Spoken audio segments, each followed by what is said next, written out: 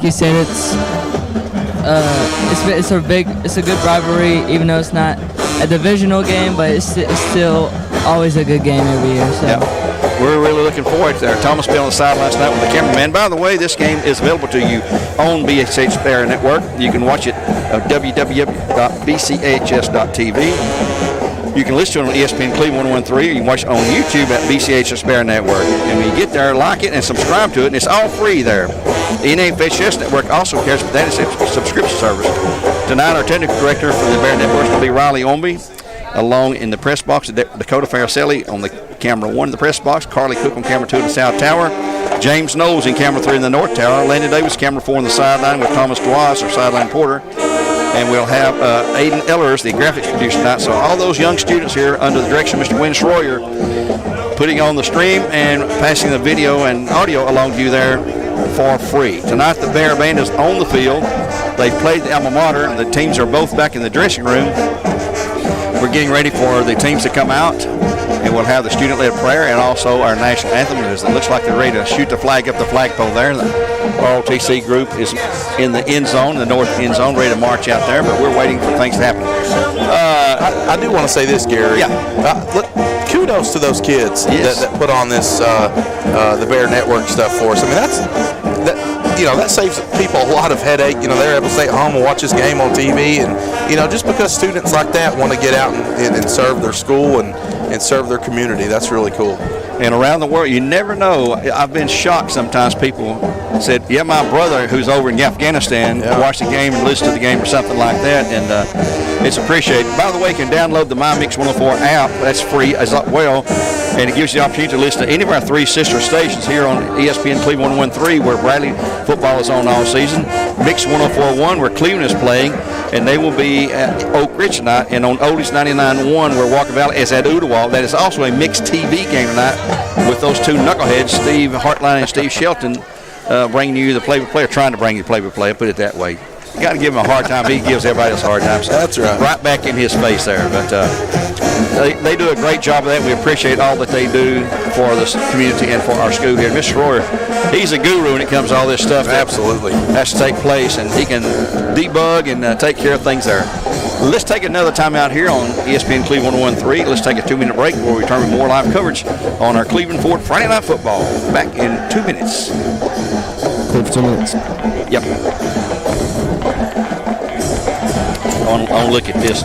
We come back, depending on what we're doing, we'll do the lineups for us, offense, defense, and we'll do the region matchups. Yeah, gotcha. It's real.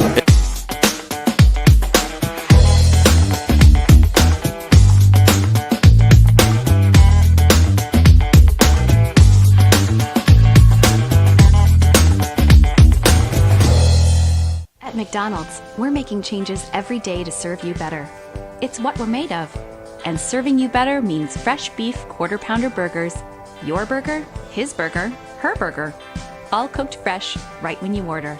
Made from pure North American beef and just a pinch of salt and pepper. Because we think there's nothing better than a fresh beef quarter-pounder burger made for you, right when you order. And that's just one way we're showing you what we're made of.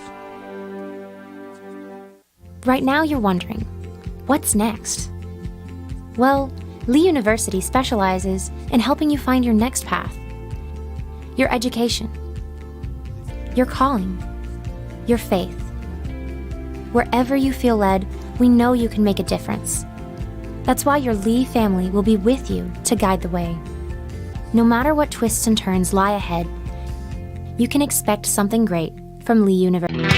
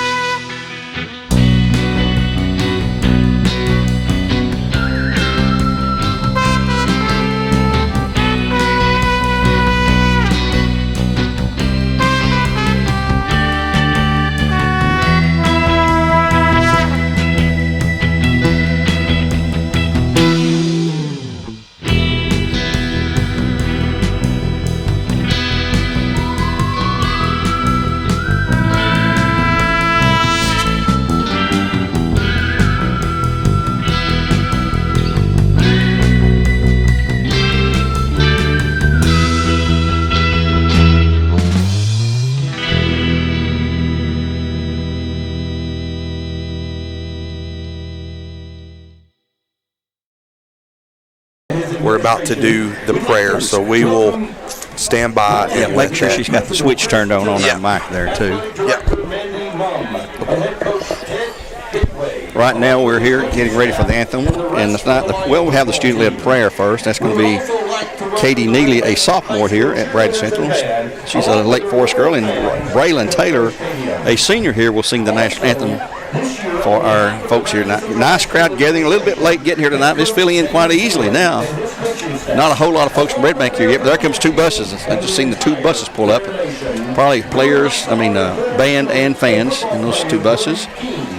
And reminder, again, next week we're home. We're home the next 2 weeks with Oak Ridge. Next week that'll be our homecoming game. And then the following week, right here for senior night with Cleveland High School. And our home season for the regular season is through. And we'll go on the road to Soddy Daisy. We'll go on the road to Maryville and on the road to Bearden. Close it out. And tonight we're halfway through the season. It's crazy. And here comes our student-led prayer. On behalf of the BC Nation, we would like to welcome everyone to Bear Stadium. Would everyone please stand for the prayer? Dear Heavenly Father, I thank you for this day, and I thank you for everybody that has gathered here. I pray for a hedge of protection over every player, coach, spectator, cheerleader, band member, and color guard student who is here. Lord, allow those just to use their personal talents given to them to the best of their abilities and to use them for your glory. Thank you for what you've done for us today. We love you and we praise you, and in your name I pray. Amen. That's Miss Katie Neely. Here comes our national anthem in just a moment. Be senior Braylon Taylor. As Braylon Taylor, a senior here at Bradley Central High School, will sing. Love to have these kids participate. Absolutely.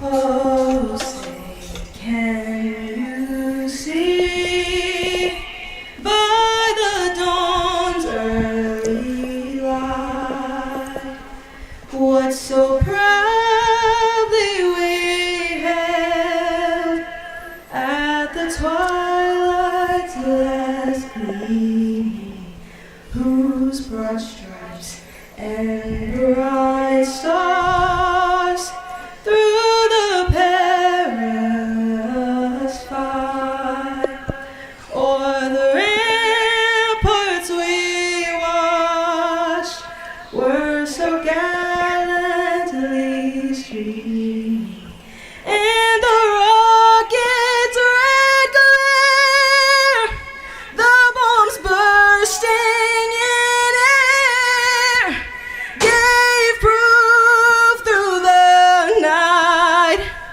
that our flag was still there. Oh, say does that star-spangled banner yet wave o'er the land of the free and the home of the brave. The girls got pipes. My goodness. Yeah, that's gracious. awesome. Braylon Taylor. That's awesome. One of our great talented seniors here at Bradley Central, and congratulations to her. And my goodness, she's got a future. Good job there, girl. Good job. That's awesome. Can you sing like that, Gary? I wish I could. In the shower, right? Only when no one's listening. In my dreams and my imagination, I can. Did we get through with the lineups or not? No, we still have defense to go. Okay, go ahead. For the Bradley Finish that Bears up, defense, you have at Bandit, you got senior Anthony Perez. At defensive end, you've got senior AJ Westfield. At nose tackle, you got sophomore Paul Stokes. Defensive end, junior Zane McIntosh. Lining up at linebacker, you've got junior A.J. Bentley and senior Wiley Suchowicz. And at corners, you've got sophomore Jeremiah Brownlow, J.J. Johnson, who is a sophomore. And at safety, you've got senior Spencer McCooch. And free safety, you've got junior Tay Lindsay. Also at Rover, you have senior Braden Carroll. And also the other corner, you got senior Reggie Hubbard. And for special teams, we have kicker Noah, he's a sophomore, Noah Canales, and long snapper, 4-star long snapper, almost 5, I believe, junior Maddox Hampton. Punting the ball will be junior Brady Lewis, and returning the kicks, Reggie Hubbard, Spencer McCooch, and Braden Carroll. I don't think we give recognition enough to the special teams. Maddox Hampton, David said that's the best long snapper he's had in 20 years. Goodness. Kid one of the sling it tops back in there. state. Yeah. And he'll be playing on Saturday somewhere for somebody there. But well, his dad just came up to us, I believe, told us a couple weeks ago, last week, I know they went and visited Auburn, and hopefully something like that works out for him. That's pretty cool. Yeah, you got to have that long snapper there. And let's talk about the temperature just again. We talked about it earlier, but for Dale's Hegan there right now, our temperature is in the mid 80s, mid to low 80s right now. It's really cooling off pretty good, and the sun's going to go behind those trees shortly. That will help immensely there too. But a good crowd here. We've got all the Kona Ices down there, and all these other folks with the. You're okay.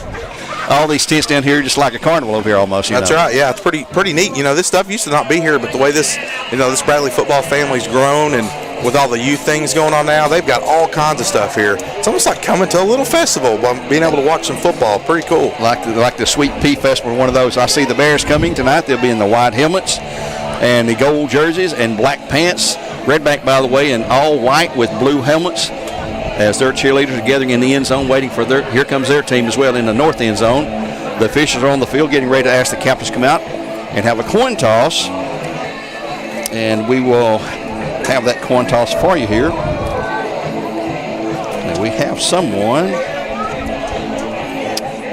Cleveland Fasteners and Supply brings us the coin toss this week. It's a great place. And they're right around the corner here on Starview Drive. For all those nuts and bolts you can't find anywhere else. And they'll tell you over there, if we ain't got it, then you don't need it. So check them out on Starview Drive. That's Cleveland Fasteners and Supply. As the captains have walked down the Bill Chief Robertson sidewalk. What's that famous saying Chief used to say? Hey, big guy. Yeah, hey, big guy, yeah. And you go, hey, you want that knee-high grape. That's right. That was his drink of all drinks there. The beginning, we called him, came out of Sevierville, and at one time when we had that special evening with him, for him up here at Bradley before he passed away. Yeah, I remember that. He had a lot of folks that he played with at Middle Tennessee and then from Sevierville and Dolly Parton had sent a letter because they used to date back in the day. And well, even I believe the football field up there at Sevierville is Robertson Field. It's named after him. We saw that a couple earlier in this football season up at Lake Forest when we were up there. They've got a nice little plaque honoring Coach Robertson up there. One of those guys we missed, just like Earl Rowan. My goodness, exactly still right. Hard to believe that Earl's not with us You know what? This guy right here told me that my pops just weren't good enough. He did. He said that. Well, Joe Cannon. He said, I don't get mad enough like Coach Rowan did. So tonight I'm going to be madder than a hornet. And Joe, he was bad slamming the table. I was trying to don't do that. It's going out over the radio. But, Earl, he gets excited real easily. But right now for the Bears, they're going to send out 4 of the 6 captains tonight. And let's see, we're going to have A.J. Westfield. We're going to have Chris Myers, I believe. And Phelps, Kenyon Phelps. Chris Myers, and I believe that's going to be the 4 we send. You're only allowed to send 4 out. That's a national rule. Shout out to Chris Myers' little brother, Jasper. He's in my math class at Lake Forest. He talks about Chris all the time, how good of a big brother he is. Probably a lot smarter than Chris, too, isn't he? I'd say so, yeah. He's a good kid. I hope Chris's family heard that, or they'll hear it later on. One thing about, streaming our games, it's recorded and it's out there on YouTube. If you don't want to see it tonight or can't watch it tonight, or you're here watching it live and you can't see it, it's out there. You can see it tomorrow or whenever. And Mr. Shroy gets it all wrapped up and puts it out there so you can go back years, literally years upon years, and look at old games. I've been reviewing some. One I've really been watching 2 or 3 times, no more than that, in the last couple months was the Cleveland game here. We were down 28-7, came back, kicked a field goal. Isaac Vaughn a field goal in the final seconds with 6 seconds to go to win that game over Cleveland. That was one of. What year was that, Gary? It was 2019, I believe. 2019, okay. I asked Damon just not long ago about what are some special games to come back. He named that one. Absolutely. The Blackman win here over Blackman was a huge win. Sure. And he named several other games, but there's certain games. You've been a coach, you know how it is. There's certain games that just bring back memories. You'll have to the day you pass away. Sure, absolutely. Yeah, and that was pretty cool. I actually went back. When I found out I was going to be doing this with you and just listen to you, and it's cool that these kids can go back and listen to old, it's cool that it's still on YouTube. These kids 4 or 5 years from now can go back and watch a game that they, and hear their name called and show their kids and all this. It's just a really cool thing that we got going on here at Bradley, and it's cool to be a part of it. Yeah, the kids enjoy it, and we do our weekly interview shows here in Studio H12 at Bradley Central with the coaches each week and the players. We did play interviews with cheerleader coaches and cheerleaders themselves, the golf team, The soccer team this year already, we've had several interviews that we've done, and they're all out there on YouTube as well. Just search for BCHS Bear Network or BCHS.TV, or search for them by name, and you'll usually find those as the Bears. The rest of the Bears come down. This is the first combination we've seen this year with the gold jerseys and black pants, I believe. I don't remember that. It's a different look. We have especially for the helmets, yeah. We have 3 different jersey tops, 3 different pants, and then they got the skins they put on the helmets that can change the look of the helmets. 3 different skins, they call it, for the helmets. As they come through the end zone down there, hitting the Brody King's picture down there. Used to say bus face on it. Lost him last May in a tragic car accident. That's why we tell all these kids. I see a lot of these kids up here checking out and going to get my driver's license day, or going to get one for me. I say it's a tough world out there. Not saying it's the kid. Sure. It's the other guy you got to watch out for. Absolutely. Let's take another 1-minute break. We'll come back with the coin toss in 1 minute here on ESPN Cleveland 101.3. CRCC to me is a calling that God placed on my life to really step out in faith on something that I didn't think I could do, and it's been amazing to see how God's worked through it. CRCC stands for Crossroads Community Church, but we're a church that our vision is to be a life-giving church in our community. We do that through helping people know God, find freedom, discover their purpose, and then go make a difference. And so that's what we're doing every week, is helping people discover their jam and go make a difference.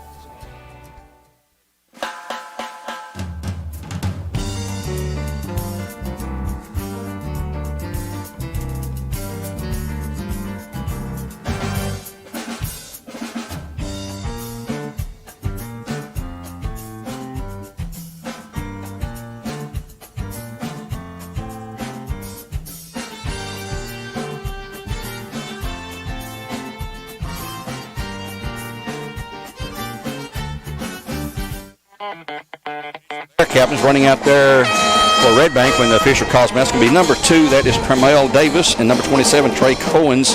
Those are both seniors. So they're the leaders of the Red Bank team under Coach Ted Gatewood. Ted is a veteran coach. We've all remember him from his past years, and he has done a well of a job there. He is in his 4th season. He was assistant there for 3 years prior to his promotion. He was the very first coach that East Hamilton had. When East Hamilton opened in 2009, he ran there for 9 years. And prior to that, he was a head coach of Ooltewah. So he's a local guy. And as the teams go out there for the coin toss, we'll get that for you here in a minute. And our coin toss is brought to you by Cleveland Fashion Supply, as we said. The officials are talking it over.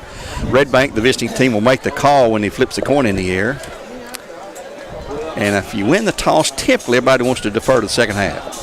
That way you know if you're behind, you're going to get the ball right out of the chute. And we're just about ready for that toss. He's showing them the coin. I believe it's a Canadian loon. There's the flip. And I believe Bradley won it. Bradley has won the toss. They say, we'll defer, just like we thought it would, so Red Bank will receive. Well, they have the option. They can say, we don't want to, well, you'd be crazy not to take it, I guess. But Bradley will kick left to right, that's south to north. So there we have it. Let's take a quick 30. We'll come back with the kickoff here on ESPN Cleveland. We'll wrap up our Cleveland Ford pregame portion of the show program on ESPN Cleveland 101.3, where games are supplied to you by Wholesale Supply Group. Back in 30. Clear for 30. Our first. Bradley takes the toss and defers to the second half. I feel like we got less on the sidelines this week. Maybe that's just me. I don't know. We don't have as many kids stressed out. War JV did good Monday night. Did they? Beat at South Pittsburgh 31-0. That's awesome. And South Pittsburgh fans were not happy. Not bad. They're not used to losing. 5 and 5, 4, especially that bad at home. 3, 2, 1. Back here at Bradley Central, the sun is about to go down. We don't care. We got football coming up for you here. They've tossed the coin. Bradley won the toss, and we'll defer to the second half. It'll be Red Bank receiving on the north end. That's to our right. So Bradley kicked left to right out of the horseshoe end. And I was bragging this week on Noah Canales. Man, he is perfect on PATs. He's perfect on field goals, and he is getting the ball deeper and deeper. And Damon said he thought he'd be getting into the end zone before the season's over because he's really strengthened his legs since last season. Kid can boot it. Yes. It's really neat to see. Just being on the staff last year and haven't seen him in a while, and then being able to see what he's been able to do now is pretty awesome. So good for him for booting the ball. Next week, right here again, next 2 weeks, matter of fact, Oak Ridge comes to town. They're going to be hosting Cleveland Knight. We'll give you updates on that on Elders Ace Hardware scoreboard. And also, we should have scores from Ooltewah hosting Walker Valley. And that is on Oldies 99.1, also on Mix TV. Cleveland game, of course, on Mix 104.1. We're here on Oldies 99.1. Getting ready for the kickoff as North Canals will tee it up at the 40-yard line. Red Bank sends out their receiving team. Let's see who's going to go back deep. And as soon as they turn around and give us a view, looks like number 8. Well, he's going to be the short guy. I believe number 2 was for the kickoff, and also on the far side is number 1. So Caden Lovelace, number 1, a junior, and number 2, Tremel Davis, a senior, the back deep at about the 5-yard line. They got short guys about the 20-yard line, and we're ready for football here on the ESPN Cleveland 101.3. Glad to have you with us, folks. Glad to have you here tonight. That's right. Let's get it, partner. Streaming us live on BCHS.TV, free of charge through YouTube. Very great website. And here comes the approach by Canales. His kick is a high. Wow. See, he's getting high thunder at spinner all the way to the 4, to the 5, to the 10. To the 15, to the 20, and it's a 22, it looks like. One of the things that Damon mentioned, the high kick gives gives us time to get down there. Get down there and stop them at about the 20. It's kind of like punt, right? Yeah. When you punt the ball away, you want high. You want high kicks so your guys can get down and cover. Same thing for kickoff. Good kick there by Noah. So 1st and 10 for the Lions at their 22-yard line. I believe at number 7. We'll see in a minute. They didn't send us a depth chart this week, so we're going to have to see who the starters are as they come out. Number 7, Austin Jones, was warming up pregame like he was a quarterback. We'll see. Right now they're huddled up on the sideline with Coach Ted Gatewood and his OC discussing the opening play of this game. And in the backfield will be your quarterback, number 7. Behind him, the tailback position, I believe it's going to be 22. Yep, 22. That is Markel Lanston. They're in a wide set. And handoff to the guy, and he's going to be, he gets a free one guy, the 25-30 to the 35, 36-yard line, 1st and 10 on a 16-yard game. We had him caught in the backfield. He sneaked free there. Yeah, that was it was a good run by that kid right there. Kind of crashed down, and he had him, but just kind of broke the tackle and on to the next play. Wow. He was brought down by Tay Lindsay after a 16-yard gain. It was Lanston on the carry. Correction number 11, Tay Lindsay. They'll spread them out, trips to the left side. Bears playing straight up man-to-man. Long count, handoff again to Lanston, and he has hit A.J. Westfield. Says, "Come here, buddy." He's got him for a 4 or 5-yard loss. That's another tackle loss, and he had help from everybody. Stokes there, and Zane was in there as well. McIntosh. A loss. They're going to give him a 3-yard loss. So it's 2nd and 13 for the Lions. Our defense all year. Yeah, everybody knows where our strength is, and it's those 3 guys up front. Actually, front 7. So. I'm really excited to see what they do here tonight. Good start so far. I think they'll try to pick on us with the passing game if they can. Right now, 2nd and 13, you'd think they're going to pass, but again, trips to the left side. Same formation, same exact formation every play so far. He'll go to Lanston again, hit the middle. He's going to have, he's going to get 3 or 4 up to about the 39. So let's give him about 6, actually. It's going to be 3rd down and still about 7 to go for first. Well, 3rd and long, that's what you want, right? So, see if we can pin our ears back right here and get pressure. Big 13, A.J. Westfield. See if we can get that quarterback down on the ground. They're probably going to try to throw something right here. Andrew Carroll was on the tackler for the Bears on that last play. Lanston stays in the backfield, tailback behind his quarterback, Jones. Same formation again.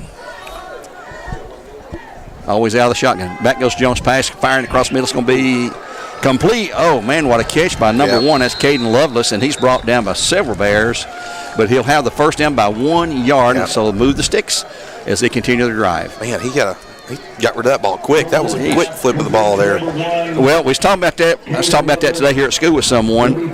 That's the way you attack them, because our front, you can't give our front time to get in there. Get rid of the ball. Yeah, don't give them time to get to you. Ball's at 47-yard line, still in the Red Bank line territory. It's our first drive brought to you by First Horizon. There at the corner, 25th and Keith. 25th and Champions League. Yes. Here's the handoff to Lanston. He'll go left, and he's going to have first down yardage across midfield to the 45 on to the 44. He's finally brought down by Wiley Suskowitz. That's Lanston. He's carried every time. Yep. Spencer McCushion on the play there on defensively, so they'll get another first down. They've got a good drive going here down to the Bear 40 now. Yeah. You know, AJ right there, he got a down block. He squeezed the tackle. He took on there was a pulling guard that was coming from the other side that was trying to kick him out. He took that on with his shoulder. He just wasn't able to keep his outside arm free and take on that running back. I think he probably should have had some help from the backside, but that wasn't a bad play by AJ. Just trips to the right side this time from the left hash mark where they'll line up. Lance in the backfield behind Jones. Jones with a snap. He'll fake it. No, he'll hand it to Lanston. He's going to go wide right, and he's going to be stopped for no gain. Brought down there by McCoosh, along with Zane McIntosh and A.J. Westfield there as well. They go to the right hash mark. Now it's going to be second down and 10 after no gain on the play for Lanston.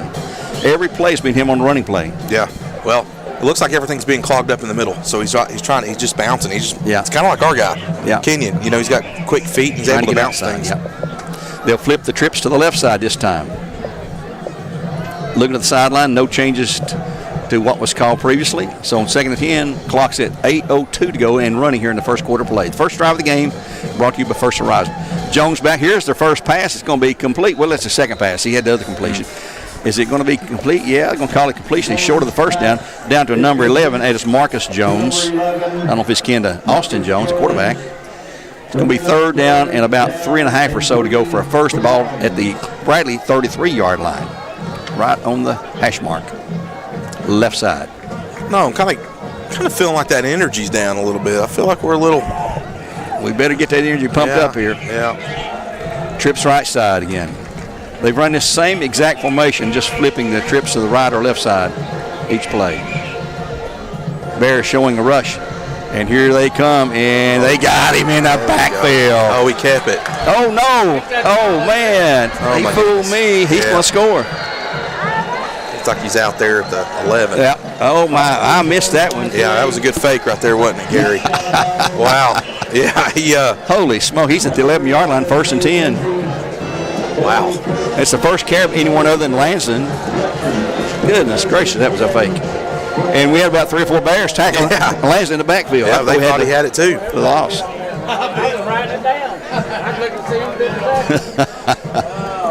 Even Joe Cannon missed that when he says.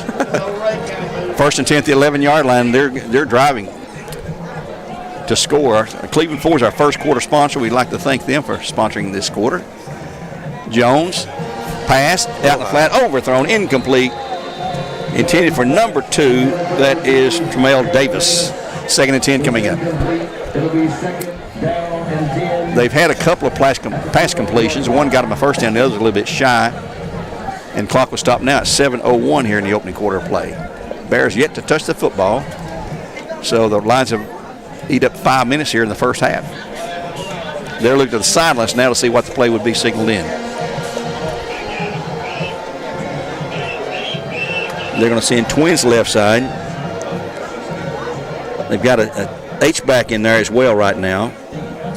Jones with the snap, hands it to Lanston. He'll hit the middle, tries to get through there, and he's going to be gaining some yards, but he'll be stopped short of the first down about the 6 maybe, where it's going to be third down and about 5 to go, it looks like. Let's let them mark it first. They're going to put it at the 7-yard line. So a 4-yard gain. Third and 6 at that point. I didn't watch their kicker warming up, see what kind of distance he had. Well, the kicker that I saw, you know, we're lucky to have the kicker we have, I'll say that. But, this is a big third down right here, I feel like. You know, we want to keep the energy high, and getting a stop right here, forcing field goals, be a good thing. Lines are set. Jones back to pass, looking, throwing into the end zone. It's going to be incomplete, fourth down. Good job. And no flags on the play. Fourth down and 6 coming up. They can get a first down inside the 2. Let's see what the play call would be. I think they'd probably go for this on 4th and 6. No indication they're going to kick it, but I believe here comes the kicking team, I believe now. Yep, they're at least going to line up to kick it. The kicker's going to be number 28 there, Gary. 28? Correction, no, 28 is the long snapper. I'm sorry. 84 is the kicker. 84. That is Mark. Yeah, Mark Kleiner indicated as a kicker on the roster, and he is a sophomore. And like a lot of teams, looks like Jones, the quarterback, is going to be the holder. That way, if things go awry, you've got a man used to handling the ball. They're set. Here comes a snap. At some point, it's placed down. That kick, it's long enough. Is it good enough? It's good. So Red Bank takes the lead at 6:14 in the first. They burnt nearly the half a quarter off at 6:14. Red Bank 3, the Bears nothing. And we're returning 30 seconds with a Red Bank kickoff to the Bears. Go for 30. Yeah, 30. Get out of here, son. Right now you're wondering, what's next? Well, Lee University specializes in helping you find your next path. Your education. Your calling. Your faith. Wherever you feel led, we know you can make a difference. That's why your Lee family will be with you to guide the way. No matter what twists and turns lie ahead, you can expect something Right in the great center, our from Elvis Lee Ace Hardware University. scoreboard shows the Bears trailing 3-0. First time we've trailed in a while. Yeah, Red Bank did a pretty good job running the football there and just hitting some quick passes and, got 3 points on the board. But good job for the Bears for bending but not breaking right there. Yeah. They needed that stop there on third down. Defense held them to just a field goal. 3-0 Red Bank on top. As we said, 6:14 the opening quarter play. Brought to you by Cleveland Ford. Back deep for the Bears, McCoosh. Spence McCoosh. Triple P, they call him. Peyton Parker Price and Reggie Hubbard. They're up pretty close. They're sitting at the 20. So It's going to be a rather short kick taken by Hubbard on the far side near the 15. He'll go to the right side, stutter stepping through the 25. And, he hurdles one guy. And he'll be taken down to the 29-yard line. Our first and 10 for the Bears. Hurdled our own guy, I think, is what he did there. I think he's been waiting to do that for a while. Damon mentioned in the interview that their kicking game is not up to par for Red Bank. Yeah. They had old John Bexford down there. Remember, he went to Tennessee. And he was an outstanding kicker at Tennessee. John Bexford. Us old folks remember him when he's at Tennessee. I think played for Former up there. Wow. But here come the Bears. Let's see how they'll do it. McCooch wide left. We've got wide right here is Braden Carroll. In the backfield, Kenyon Phelps. And he will take the handoff and try to go left. He'll be hauled down immediately by number 12. That's Eugene Robinson. No gain. Might have lost it. I believe he lost a yard. 2nd and 11 coming up. Back at the 28. I do remember that from last year when we played them. Their defensive line was actually pretty good. So I know it's going to be a battle tonight for offensive line getting after these big dudes from Red Bank. Call it no gain, 2nd and 10. He got back to the 29 actually. Trying to work off that left side. So he's in the backfield now on the right hip of Cook. Brad's got trips to the right side. Indicates they may pass the ball here. Tucker Cook, the quarterback, the young sophomore, he will hand to Phelps. In the middle, he's going to get 3 or 4, and he gets 3 across the 31 or so, maybe the 32. Going to be third down, about 7 to go for a first down for the Bears. Tackled by Markel Langston. So a big play for the Bears coming up. We've now trailed it 3-0 here at 5:08 in the period. First quarter play from Bear Stadium. Twins either side now for the Bears. And we have a referee's going to stop play. Oh, Red Bank couldn't get a guy off. Now they'll crank the clock again, I guess. Yep, the clock's running. Cook back to pass. He's going to have it, throw it in the flat. It's going to be complete. And a nice catch and a first down to Braden Carroll for the Bears at their 42-yard line. First 10 for the Bears, and Cleveland Ford on a about an 8-yard gain there for a first and 10 though. Red Bank line band across the way, the Bear band below. And here come the Bears. McCoosh out wide to the left. Braden Carroll to the right down here. We got the H-back in there too. He might sneak in and catch a pass. Cook set. He'll hand it to Phelps into the middle, and he will gain a yard or 2. Well, he keeps pushing the pile. He's got about 3, actually. Up about the 45. He's tackled by a bunch of lines in there. We got to keep running the football. I know it's been tough. We're getting 2-3 yards a pop, but it's easy, I think, sometimes whenever you are struggling to get 5-6 yards a pop like we're used to. I'm with you all the way. Second down and 7 to go. We'll go to Thomas Dwas on the sidelines here in a moment. So, Thomas, stand by, buddy.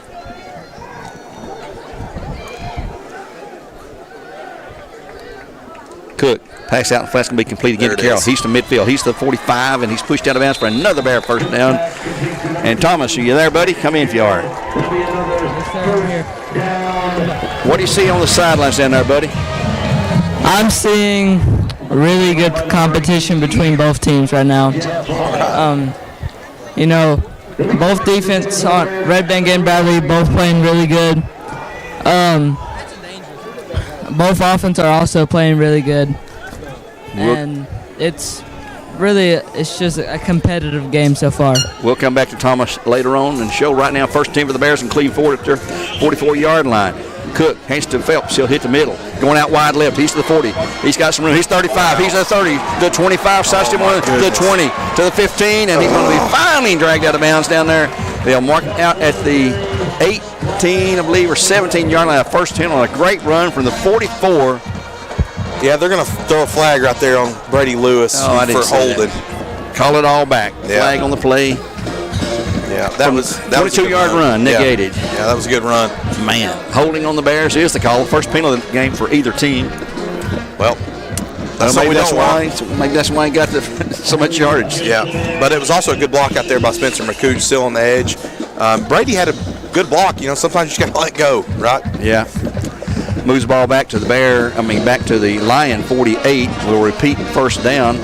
They mark it from the spot since it's inside the chain, so it'll be first down and about 14 to go for a first down for the Bears. At the Red Bank line 48, the Bears trailing 3-0 here at 3:30 to go in the opening quarter play on Mix 1 on ESPN Cleveland 101.3. Cleveland is on Mix 104.1. Walker Valley on Ole's 99.1. We'll give you those scores as we get those. And you're going to reset the clock to something. And 3:38, so they put 8 seconds back on the clock. Officials on the and we're set to play ball. They'll start the clock after the snap. Penalty stops it on all occasions. Well, that sun finally went down. Oh, man. Thank goodness. Me and you were about needing 4 pairs of sunglasses up here. You can tell about 10, 15 degrees difference already. Bears with trips to the right side. Obviously, it would be maybe, but here's Phelps going to run it. He's the 45. He's the 40. He's to the 37. Boy, he got a big chunk of yards back to the 37 from the 48. So there's 11 yards, and we're just second down now and about 3 to go. So that changes the whole complexion of what you call on second down. Absolutely. You go from first and long to second and short. Now it's big my over there. Word. Come on, guys. Keep that in your pocket. It's on the Bears. Yeah. And after the game, you know they're going to mark it off. They're going to holding again on the Bears. That's 2 in a row. We'll mark it from the 48, from the line of scrimmage. Well, that's what we didn't want, right? Damon talked about keeping those penalties low. When you play teams like this, you have got to keep your penalties to a minimum because they're going to play clean football. They're going to come in here ready to play. You can't play behind the chains, and we're first and 25 at this point. First and 25, the ball back on our 42-yard line. Some good runs. Yeah. Right now you're wondering, what's next? Well, Lee University specializes in helping you find your next path. Up to the 45 or 46 maybe, where it'll be second down and still very long. About 20 to go after a 5-yard gain. Let's call it a 4-yard gain to the 46-yard line here. So second down and 21 to go for the Bears at their 46. Seems like they're just focusing on pounding up the middle.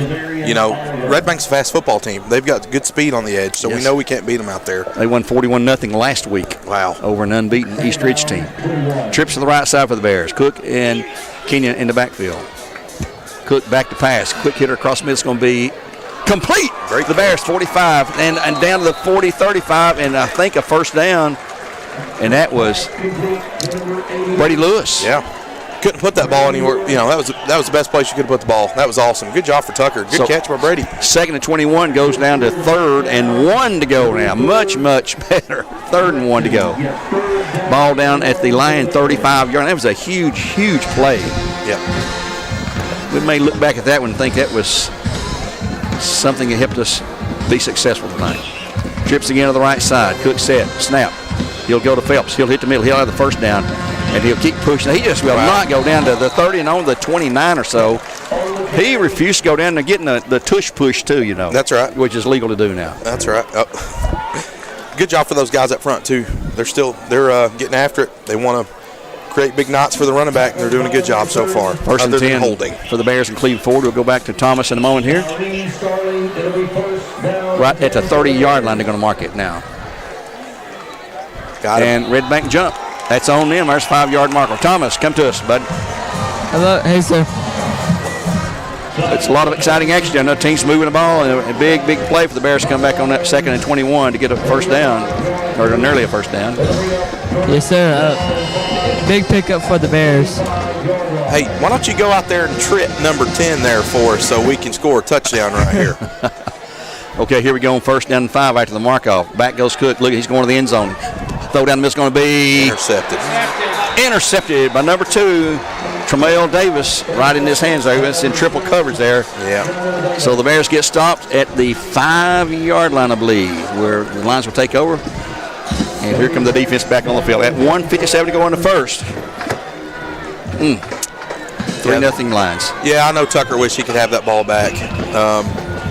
It was kind of underthrown a little bit, so it was an easy play there for the corner to make. But you got to lead him a little bit more. And I'm sure there's more dynamics to it, but from right here, it looks like you just kind of should have just led him a little bit more. So the Bears got the defense back on the field. Under 2 minutes to go here in the first quarter play. We'll be home with Oak Ridge next week, and then that will be homecoming game. Then we'll have senior night the following week with Cleveland, and then we'll be on the road for the final 4 weeks, playing 3 games in 4 weeks. We've got an open weekend there after the trip to Saudi Daisy. So here come the Bears with Lanson backfield at tailback, Jones at quarterback, and they'll send twins out wide right, single man left with the 3-0 lead. Quarterback standing in the end zone out of that shotgun, or right on the goal line actually. Jones back, throws it out in the flat. It's going to be complete. And there's a hole out there, and going to get around. He's going to go out of bounds. Boy, he was close to taking it 95 yards, but he goes out of bounds after a first down gain, though. And that was number 2, I believe, caught that again, Tremail Davis. That was a good job by Reggie. He initially beat the block out there. He got underneath it, and just when the kid hit the afterburners, he would turn right back into his block and wasn't able to make the play. 12-yard gain to the 17, 1st and 10 for the Lions. Clock's at 1:48. It stopped for the out-of-bounds play. They'll overload to the left side this time. They're a very good offensive team. Jones turns around to Lanson, tells him they're going to change the play. Jones has it. He'll hand it to Lanson, hit the middle, and nothing there. Maybe a yard, maybe. In the middle is clogged up by Suskowitz. Yep. AJ's in there. Big Paul Stokes. Zane was in on it. Zane McIntosh. So no gain, 2nd and 10 coming up. Minute and a half in the period now. 3-0 Red Bank here on ESPN Cleveland 101.3. You hear the band sounding off in the background for the Bradley band. Red Bank band across the way as well. We'll have a halftime show for you with each of the 2 bands participating. Same set again for the Lions. Look to the sidelines, maybe changing the play here again. 2nd down and 10.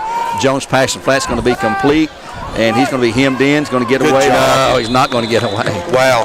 Jeremiah Brownlow, kudos to that kid, man. Yep.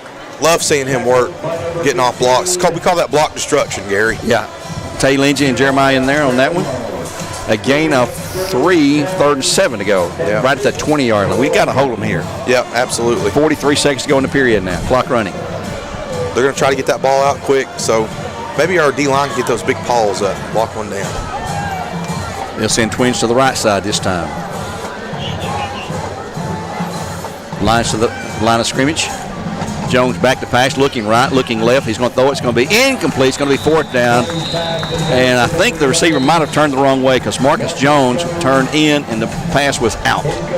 So on 4th down with the clock at 17.3 and stopped, Red Bank will send in the punt team. Bradley will send back Reggie Hubbard deep near midfield. We should get great field position here. And back to punt. Let's see if the same, I believe it's going to be, nope, it's not going to be 84 this time. The punter is number 1. That is Caden Lovelace, who's a junior. So their place kicker is 84. That is Mark Kleiner, a sophomore. Reggie his the Lion 47, we should get really good field position. Maybe we can get a return out of Reggie if he can kick it that far. Reggie's a dangerous runner. Absolutely. Both catching the ball and running with it. You know? Yeah, he's dangerous for sure. Scares you. Here comes he a takes punt one away. back Oh, here. a nice Yeah. booming punt way over Reggie's head. Never mind. And goes way back down inside the Bear 40 to the 37. What a punt that was from the 20-yard line. So that's a 43-yard punt, and the Bears will take over 1st and 10 with only 10 seconds to go in the period. We'll keep it here. We're going to have a quarter break in a moment. We'll keep it right here. So they didn't flip the field, but he put Bradley back further than I thought they would. Nice 43-yard punt for Caden Lovelace, number 1. Bears had that one turnover on the interception. Had 2 turnovers last week, but took it away 3 times. Let's go, boys. Let's get some points on the board. Probably the final play of the period. Trips to the right side for the Bears. Cook. Oh, something happened here. Flag on the play. It's going to be on the Bears, I believe. Procedure call, I believe. He didn't even snap it, did he? No, he didn't. Everybody moved except the center. You know, that was that trick play. Remember the movie Little Giants? That was the annexation of Puerto Rico. That's what we were trying to do there. 5-yard mark-off, 1st and 15 with 7.5 to go. Clock stopped with a penalty. That's 3 penalties on us. 2 holding calls and a 5-yarder. We overcome one of those. Cook back, looking under heavy pressure, rolls out, throws out in the flat. It's going to be complete to McCouche. He's to the 40, to the 45, spins free up the mid. He got the first down as he's run out of bounds right at midfield for a 1st and 10 for the Bears and Cleveland Ford. Let's take a quick 1-minute break here on ESPN Cleveland as the first quarter ends, brought to you by Cleveland Ford. We'll be back in 1 minute with more live coverage on ESPN Cleveland 1013, where games are supplied to you by Wholesale Supply Group. CRCC to me is a calling that God placed on my life to really step out in faith on something that I didn't think I could do, and it's been amazing to see how God's worked through it. CRCC stands for Crossroads Community Church, but we're a church that our vision is to be a life-giving church in our community. We do that through helping people know God, find freedom, discover their purpose, and then go make a difference. And so that's what we're doing every week, is helping people discover their jam and go make a difference.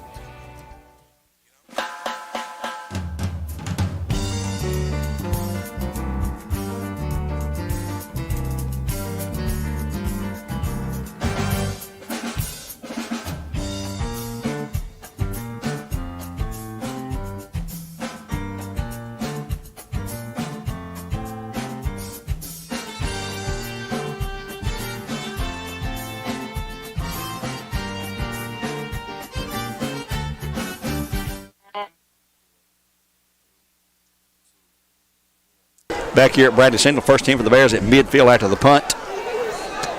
And a pass to Spencer McCouche.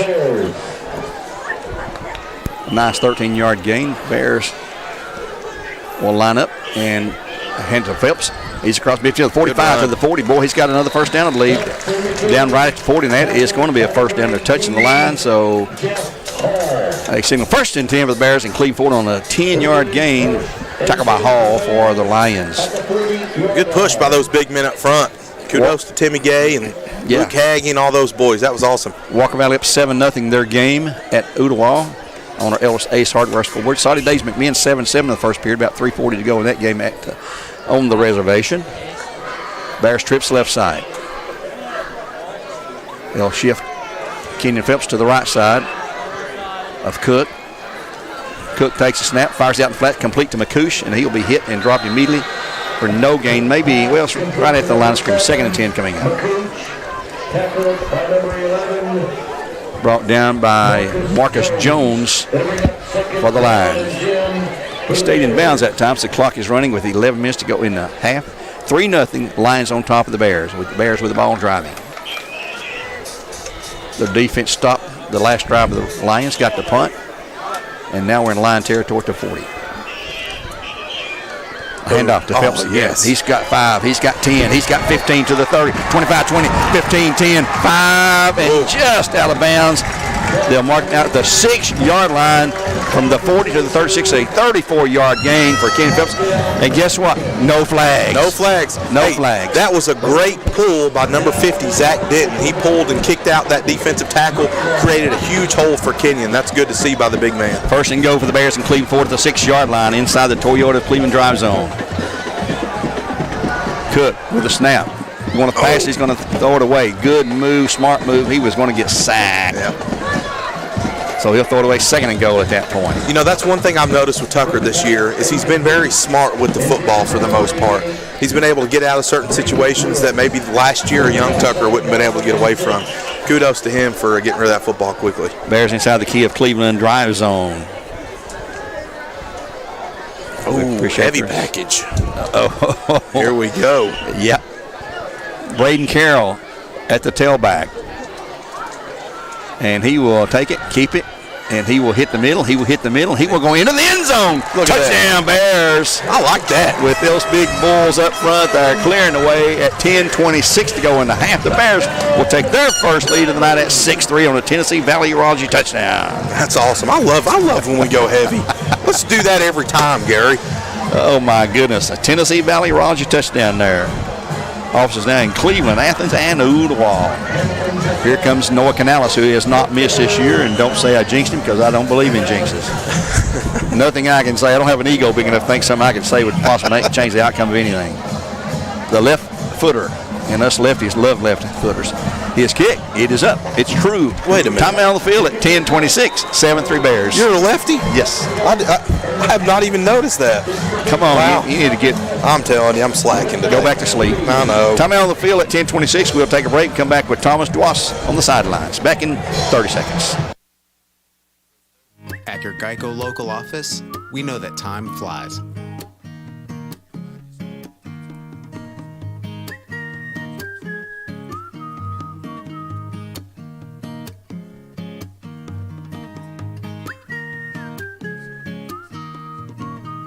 But when you bundle your coverage with Geico, you could save money all year long. Contact your local agent to get personalized service and even more savings. Well, Thomas, I'm going to give you credit for that last drive. The Bears take the lead there at 10:26. What are you thinking, bud? I'm thinking Bradley is playing some really good football. Offense just looked incredible this last drive.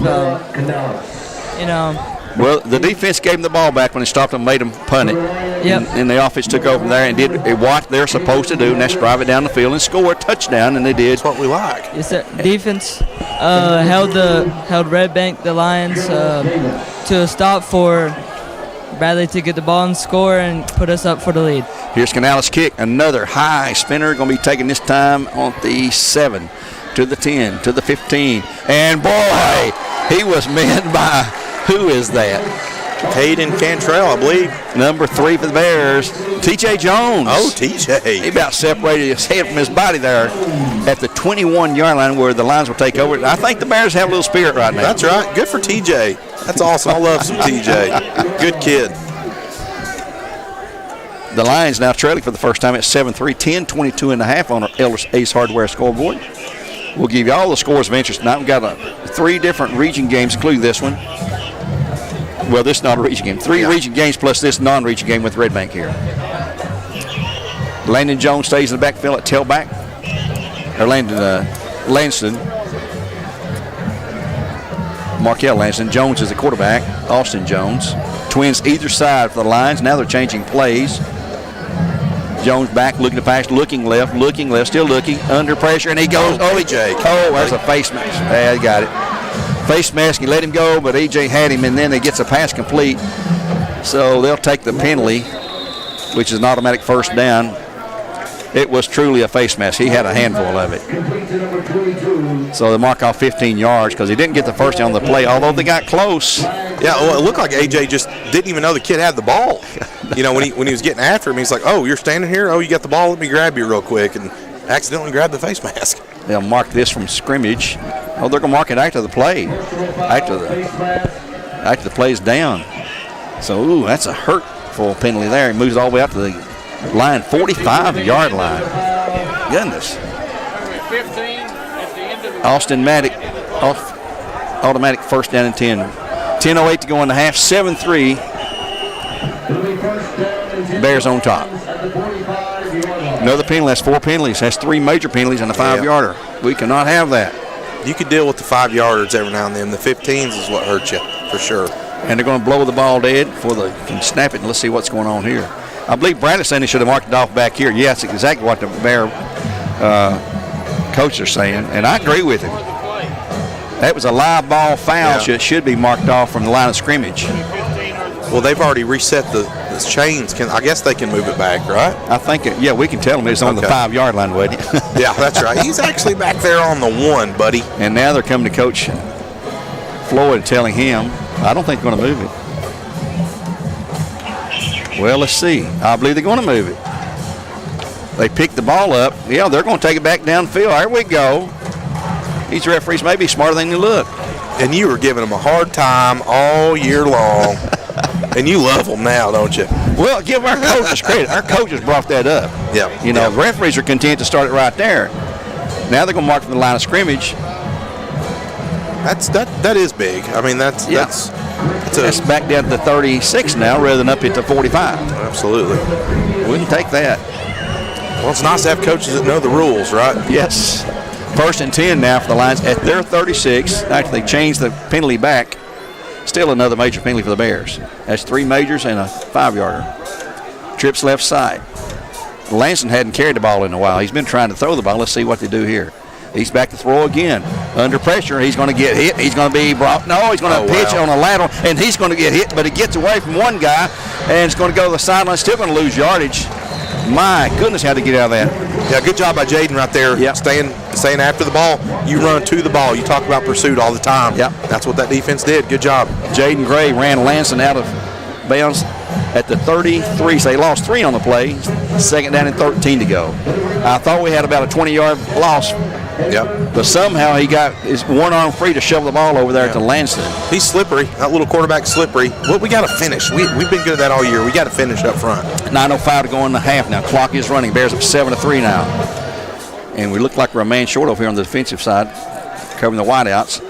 And here's a handoff to Lansing in the middle. He will get some yardage, and he'll be brought down shy of the first down, quite short actually, to the 37. Let's give him 4. It's going to be 3rd down and right at 9 to go, looks like, for a first down.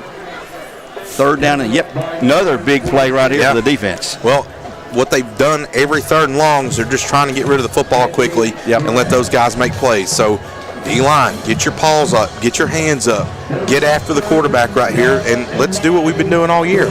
Can we overcome another major penalty here on this drive? Yeah, I just want to hear you say sack just one time. Well, maybe it's coming up. I love it. Austin Jones looks at the sidelines. They are changing the play this time.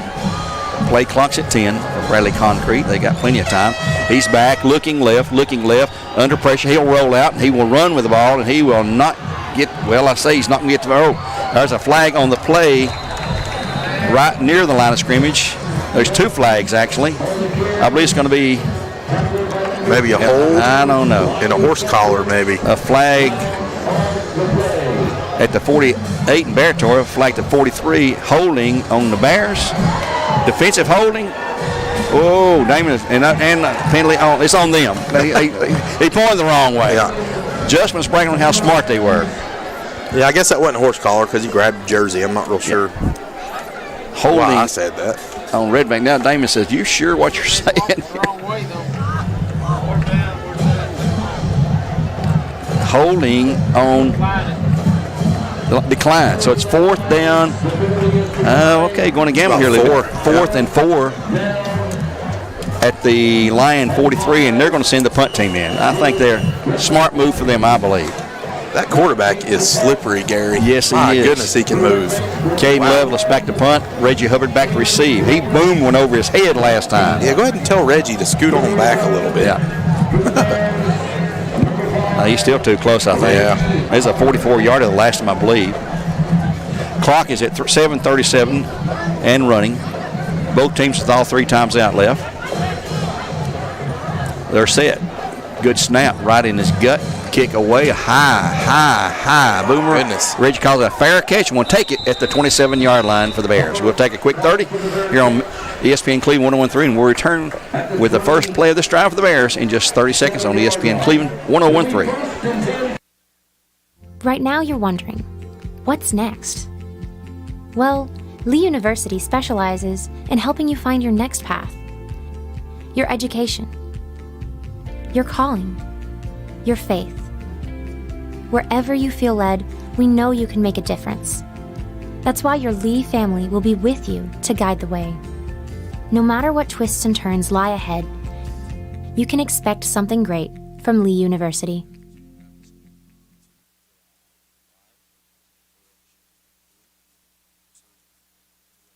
The first play, Kenyon Phelps hits the middle to the 30-yard line, a gain of maybe 2, second down 8 coming up. Tackled by a host of lines there, but right up the middle. They're using the offensive line to open some holes for him.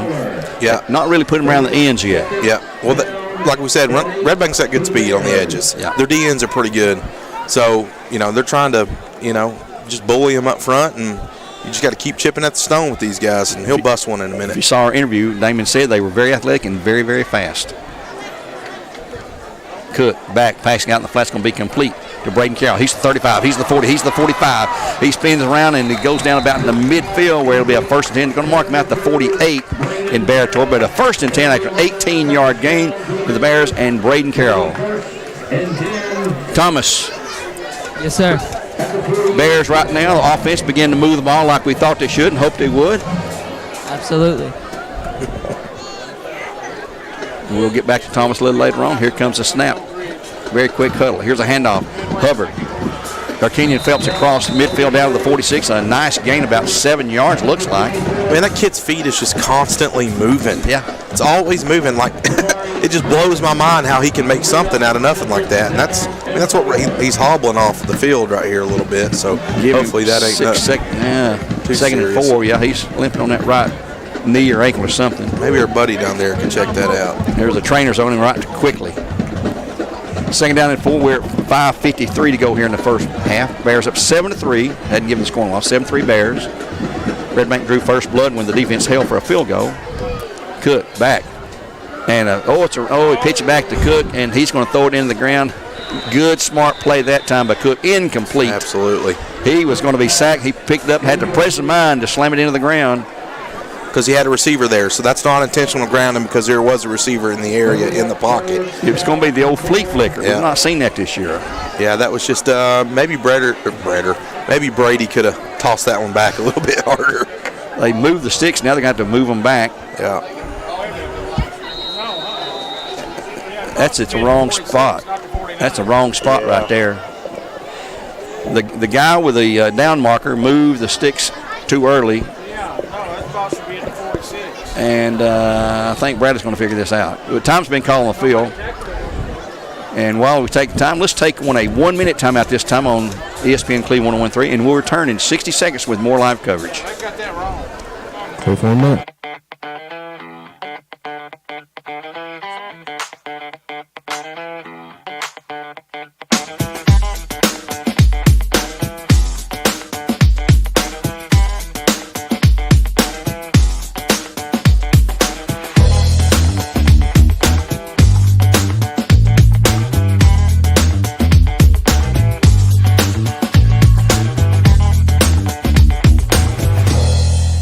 McDonald's, we're making changes every day to serve you better.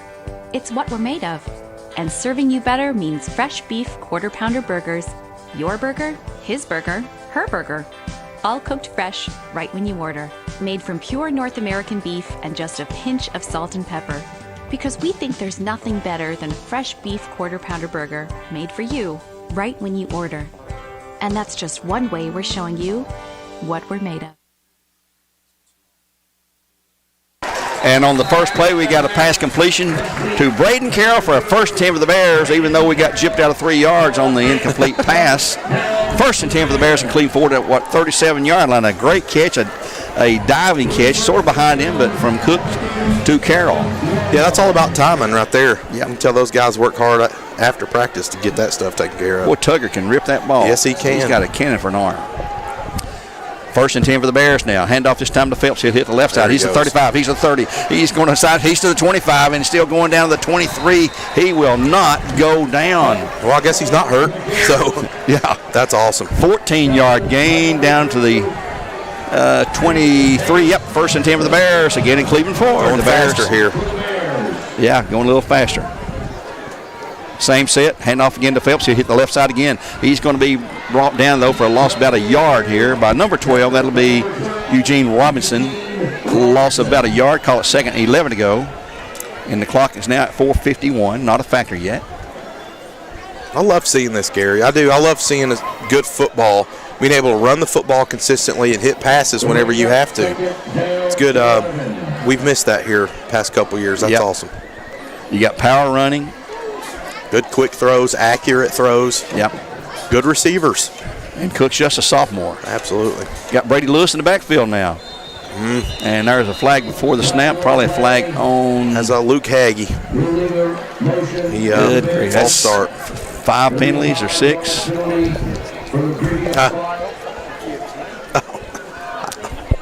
I mean, I know him, so I'm going to do it, Joe, so it don't matter. 2nd and 15 to go. I know his mama. You two quit fussing over. Nah, we're just bickering. I know. 2nd down and 15. Give me a hard time. He does that to everybody. So on 2nd and 15, they will hand it to Lewis. He'll hit the middle. He'll have a yard or two, but nowhere near a first. It's going to be 3rd and long. 3rd, still about 13 or so to go at the Bear 20, or at the Lion 28. Maybe 2 down territory. I believe it would be, because I don't think we can kick a 45-yard field goal yet. But Noah's getting longer. Looking to the sidelines for the play from Brett Standiford. He'll signal it in. Clock running at 3:53 to go. That timeout was called by the officials that last timeout. So each team is still with 3. Brady Lewis stays in the backfield. He goes in motion. He'll throw the ball across the middle, tip into the air, and intercepted. He's going to go to the 45, 40, and the ball was tipped straight up, and Cook made the tackle, saving the touchdown by number 28 on the interception, Jackson Fowler. Ball tipped high in the air. It's just a matter of who was going to catch it, because there was a cluster of folks around it. And Jackson Fowler come out of there with the ball and returns to the Bear. Nope, to the line 49, where it'll be a 1st and 10 for the Lions at 3:34 now in the half. So we're going to ask the defense again to step up. And that was not Tucker's fault on the interception. It was tipped away, but it doesn't matter. It's going to go as an interception in his records. Yeah, we need to stand here by our defense. Sometimes that happens. Yep. 7-3 our score. 3:34 to go. We're going back to Thomas here in a moment. Tight formation to the right hash. A.J. calling out some signals. They're going to go with the left, run to the left side. There's a flag. It's coming back, but he's going to be tackled for a loss in backfield by Braden Carroll. No, Mark McCoosh over there on the tackle. That was an awesome job by Spencer playing downhill, making sure he kept outside containment and squeezed everything back inside. Looks like he made the tackle, too. Awesome job by the safety there. So you take a 2-yard loss, you take a 10-yard penalty. It was illegal procedure, I'm saying now. I see. Usually I say a dead ball foul if it's an illegal procedure, but they're going to. What are we going to do, Mr. Official? The call is illegal procedure. It wasn't motion. It had to be in alignment in the backfield, you know. Yeah. Not enough guys on the line of scrimmage, I'm trying to say here. Back up 5, they will repeat it.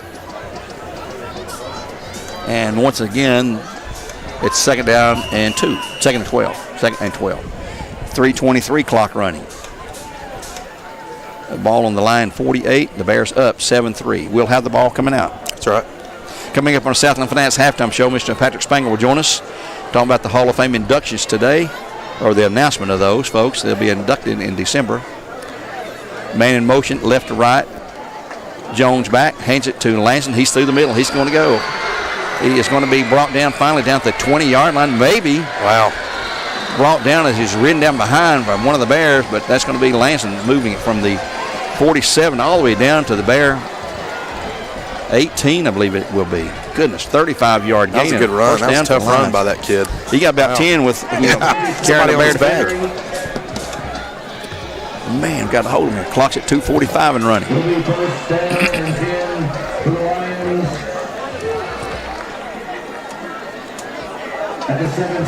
Yep, right at the 18-yard line in Bear territory now. Bear defense, they've got some good linemen up there blocking, open those holes right up the middle. Again, the same motion play. Jones this time hands it right to the same play in the middle. He's going to have several yards down inside the 15 to about the 11. Let's give him about 6 or so. Let's let him mark first. Ball's at the 12. It's going to be a gain of 6, second down and 4 coming up for the Lions at the Bear 12. We're at 2:05 to go. We'll be under 2 minutes when the next ball is snapped.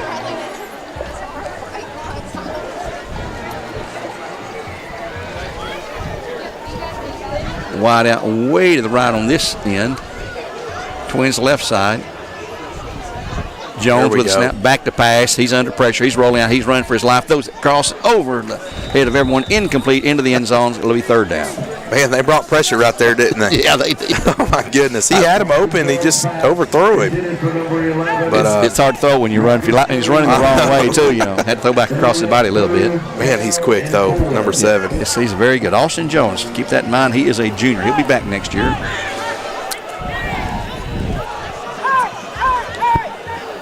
So right now, with the clock stopped at 1:43, Bears up 7-3. Been tough dogfight the entire time. Bears and Lions of animal fight. Here they go, same formation this time. Twins to the left side. Bradley shifting their defensive line. And they moved as a procedure penalty on the Lions. That'll mark them off 5 more and make it third down and about 9 to go. And I believe the Bear line moving, shifting right before that. Yeah. Caused them to jump.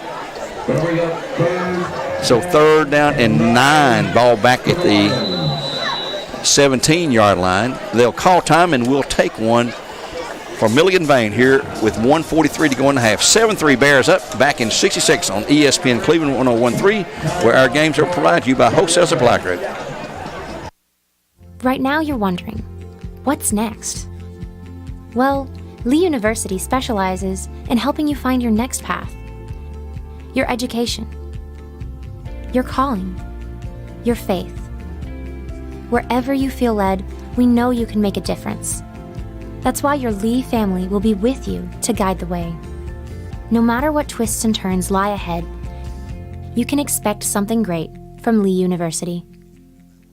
At your Geico local office, we know that time flies.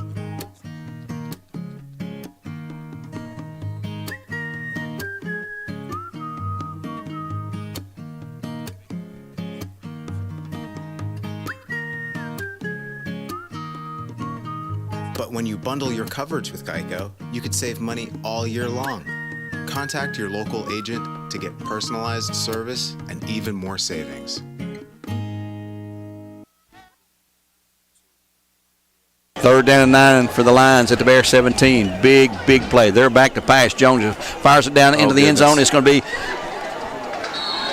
incomplete. Oh, my goodness. I thought we had intercepted. So did I. Incomplete. Wow. Double coverage there. He's lucky it wasn't intercepted. Holy cow, yeah. That was insane. I really did. I thought we picked it off. Yep. And the way the kind of delay there, I'm like, oh, my goodness, did he just catch the ball? But good coverage there by the Bears defense. Looks like Coach Floyd's called a timeout. Time again called. They won't have a good kill. Thomas, come to me, bud. Hello. Hey. That looked like an interception on that last pass down there, didn't it? Oh, yeah. It looked like he had the ball, but I guess something might have happened in between the play. Maybe it hit the ground or something. Yeah. They were wrestling for it. All three of them were wrestling for 2 Bears and one of the Lions, and they just fought it, knocked it out of each other's hands there before. Thomas, would you have caught that, buddy? I know you would have, right? Hopefully. It would have been cool if I would have caught that, but. That's Thomas Dwas on the sideline down there, and if you're watching this on the Bear Network, his cameraman is Landon Davis tonight down there, working camera number 4. We got a whole crew of students here tonight. This game being brought to you live on Bear Network, BCHS.TV. If you want to go that route, or on YouTube, look for BCHS.TV or the Bear versus Red Bank game. It's also on the NFHS Network if you're a subscriber to that. And you're listening to audio on ESPN Cleveland 101.3. We appreciate all the effort that everyone makes.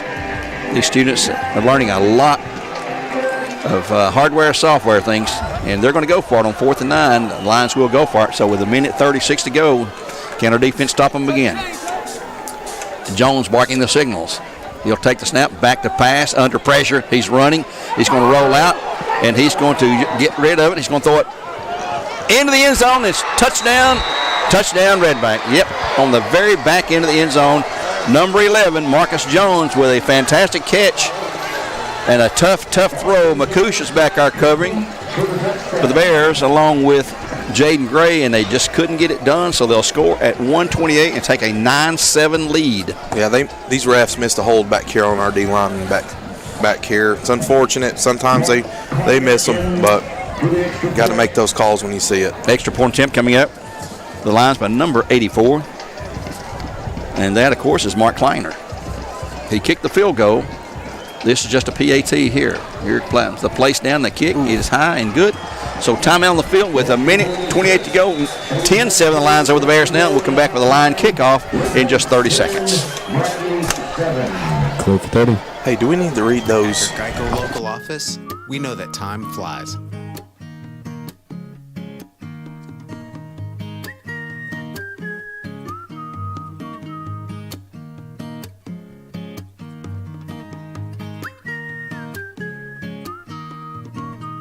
But when you bundle your coverage with Geico, you could save money all year long.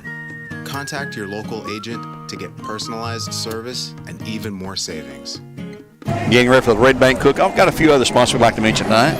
Yeah, Vortic Center for Orthopedic Care. For all your orthopedic needs, visit Voitic.com. Dale's Heating and Air, just call Dale's.com. Chick-fil-A, located on Key Street in Paul Huff. Download the Chick-fil-A app today. Crown, Chrysler, Dodge, Jeep, Ram headquarters in Southeast Tennessee, I-75 at exit 20. And Jersey College School of Nursing. Your nursing career starts here at jerseycollege.edu. Make this a summer event going on now at Crown CDJR in Cleveland. Over 200 new Chryslers, Dodges, Jeeps, and Rams to get ready for the kickoff. Back deep for the Bears, the typical 3. Triple P, here comes the kickoff. Let's see where this will go. It's going to be short this time, way short at the 22. It's going to be Hubbard to the 25, to the 30, to the 35, and he's going to have it. They try to strip it. He's going to be down to right at the 35 where the Bears will take over 1st and 10. Crown Chrysler Dodge Jeep Ram up to $20,000 off MSRP. Gladiators, 2,500 pickups. Wagoneers, even Wranglers with huge discounts. Take advantage of model year closeout savings on new 2024 Dodge Charger Daytona Scat Pack, up to $20,000 off of that car. It sounds fast. The better way to buy and service, visit Crown Chrysler Dodge Jeep Ram.com. Get you one of those. Get you a Scat That's pack. what I needed. You need it. Yes. 1st 10 for the Bears at the 35-yard line with only 1:22 to go. Bears down now 10-7 in the first half here. Well, I look for us to throw the football a little bit more right here. Out into the flat. Yeah. Get one to Kenny out there in the flat. See That's what right. he can do. He's going to shift to the right side. Bears have trips left side. Cook back. Looking across the middle. Pass is going to be a bubble screen to McCouche. He'll have about 3 or 4 yards, but not much to the 38. 2nd down and about 7 coming up with 1:11 to go. Clock is running. Bradley has all 3 timeouts remaining. Yes. It's a good play by 2 there, staying on McCouche. Tremel Davis on the tackle. Red Bank has used 2 of their 3 timeouts. Bears same twins either side now. Cook back looking. Going out across the middle. It's going to be tipped and almost intercepted again. Wow. Pass was low and tipped by number 22, Markel Lanston. Right there, almost picking up was LaMichael Tatum. Well, now I look for us to run the football. You just want to get out of here. That's what you don't want. You don't want an interception. Maybe they're just going to try to get to the half now, I bet. Phelps limping off again. Yeah, that stinks. He must have sprained that ankle or something. Yeah, that's why Brady Lewis was in there earlier. So right now we go on 3rd and 7. Clock did stop at 52.7 to go. Cook hands it to Triple P. Triple P. He's run, little buddy. He's to mid. There, look at that. 40, 35, 30, and finally chased That's a down. flag. He's out of bounds. There comes a flag. So he's going to have a great run to the 32 and 15 on top of that. Hey, that's that Lake Forest Brewing right there. Yeah, it is. Triple P. Call it Peyton Parker Price, they call him. Triple P. He is quick. That was awesome. He's down to 27. We're going to tack 15 more onto that. Personal foul. 15 yards from the 32, they'll say, where the infraction took place. Yes, move the ball all the way down inside the 22, the 16-yard line.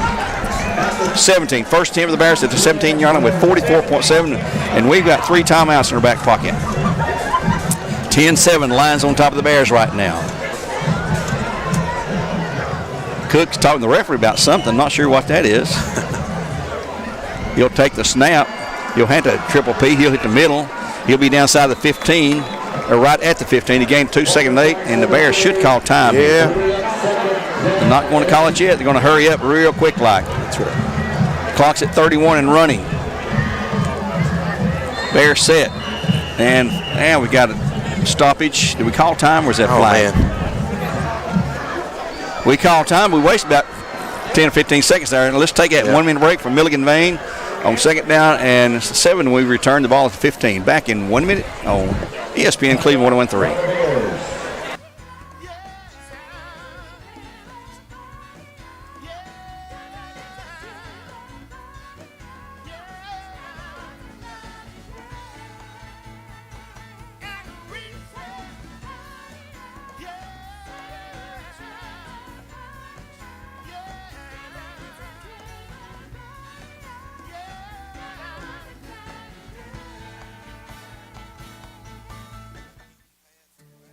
CRCC to me is a calling that God placed on my life to really step out in faith on something that I didn't think I could do, and it's been amazing to see how God's worked through it. CRCC stands for Crossroads Community Church, but we're a church that our vision is to be a life-giving church in our community. We do that through helping people know God, find freedom, discover their purpose, and then go make a difference.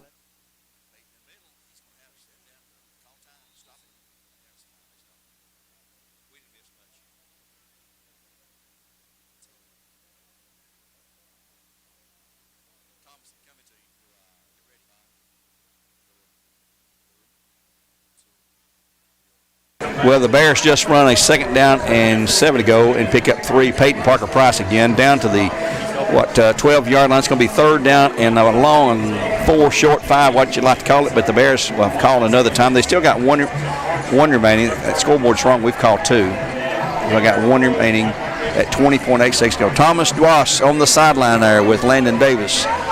Bears trying to drive in for at least a tying score with a field goal, and hopefully go ahead with a touchdown. Yes, sir.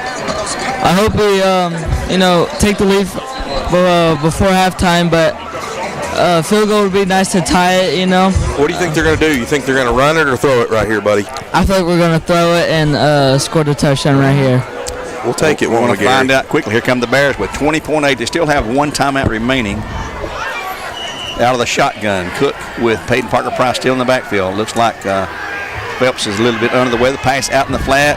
Overthrown over everybody's head. Incomplete. It's going to be 4th down. We'll probably try a field goal, I'm guessing now. Here comes the kicking team. Yep. But I don't see. No, I don't. Yards our kicker. There he is. Noah Canales was kicked from the 20, so about a 30-yard from the left hash mark. So he got a pretty good angle here. Very makeable for him. Yep.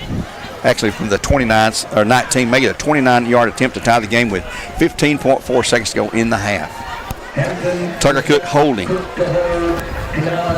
Canales tells them he's ready. And we've got a timeout call by, the flag. Oh, gone it. Procedure call on the Bears. Oh, my goodness. From the offside official way on the sideline wire. That doesn't help. That's about 7 or 8 penalties now. That backs us up 5 yards. Instead of a 29, it's going to be a 34-yard attempt. I don't know if we were lined up wrong or what there. So here we go. It's going to be set again, I think. Come on, Noah. You got it, buddy. Here comes a snap. Placed down, that kick. It is blocked. No good. At 11 seconds to go, and the clock is running. That's a dead ball. They're going to stop the clock at 8.5. So the kick goes awry. It looked like it was partially blocked at the line by someone. Couldn't tell without a video replay if it was blocked or just a bad kick. Yeah, it's the first field goal miss of the year for Noah, at least. Yep, that's unfortunate. But, hey, we talked about this pregame. These guys are going to come in here and battle. Yes, it ain't going to be easy for us. We know we got a good ball team, but they're scrappy. So I look for us to have a big second half. 8.5 seconds to go. And Red Bank at their 20-yard line. They lead it 10-7 after their last score. Bears have had 2 turnovers on 2 interceptions tonight. One was a tip pass. It was caught off a deflection. And Red probably going to be, well, they're going to spread them out still. I thought they may just come in and take a knee with the lead, but we're going to have the ball after halftime too. They may gamble and go long. I don't know. They're out of the shotgun. And they'll hand it off to the man in the middle. He's going nowhere. Good job, AJ. AJ has Tremel Davis down for a loss, and clock's running. It will run out here to end the half after about a 3-yard loss, back to the 17-yard line. So we've gone to halftime here on ESPN Cleveland 101.3. Your score at halftime on the Ellis Ace Hardware scoreboard. Red Bank Lions 10, the Bradley Central Bears 7, and we'll return in 2 minutes with more lifetime coverage. Southland Finance as we hit halftime.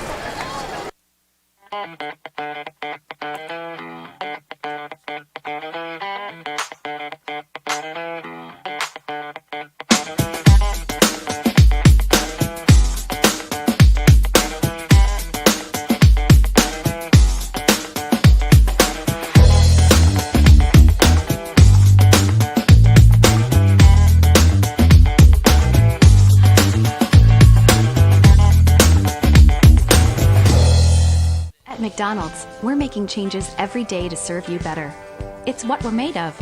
And serving you better means fresh beef quarter-pounder burgers. Your burger, his burger, her burger. All cooked fresh, right when you order. Made from pure North American beef and just a pinch of salt and pepper. Because we think there's nothing better than a fresh beef quarter-pounder burger made for you, right when you order. And that's just one way we're showing you what we're made of. Right now you're wondering, what's next? Well, Lee University specializes in helping you find your next path. Your education. Your calling. Your faith. Wherever you feel led, we know you can make a difference. That's why your Lee family will be with you to guide the way.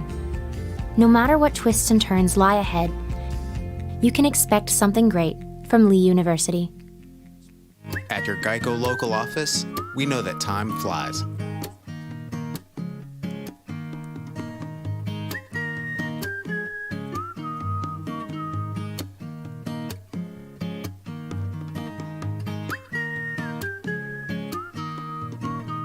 But when you bundle your coverage with Geico, you could save money all year long. Contact your local agent to get personalized service and even more savings.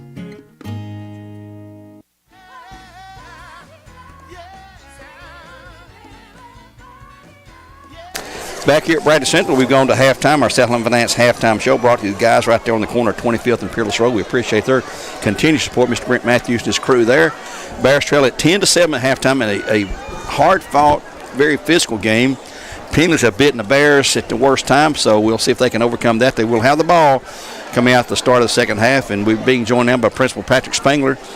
And I was with you this morning on Mix 104 and Mix TV. We had a great announcement of this year's Hall of Fame team. And, boy, the 6 guys and ladies that went in there, you couldn't ask for better. I mean, you talk about, we say it's the cream of the crop, the elite, and they fit the bill in all cases there. Yeah, it is, Gary. This is the 3rd annual announcement for the Hall of Fame.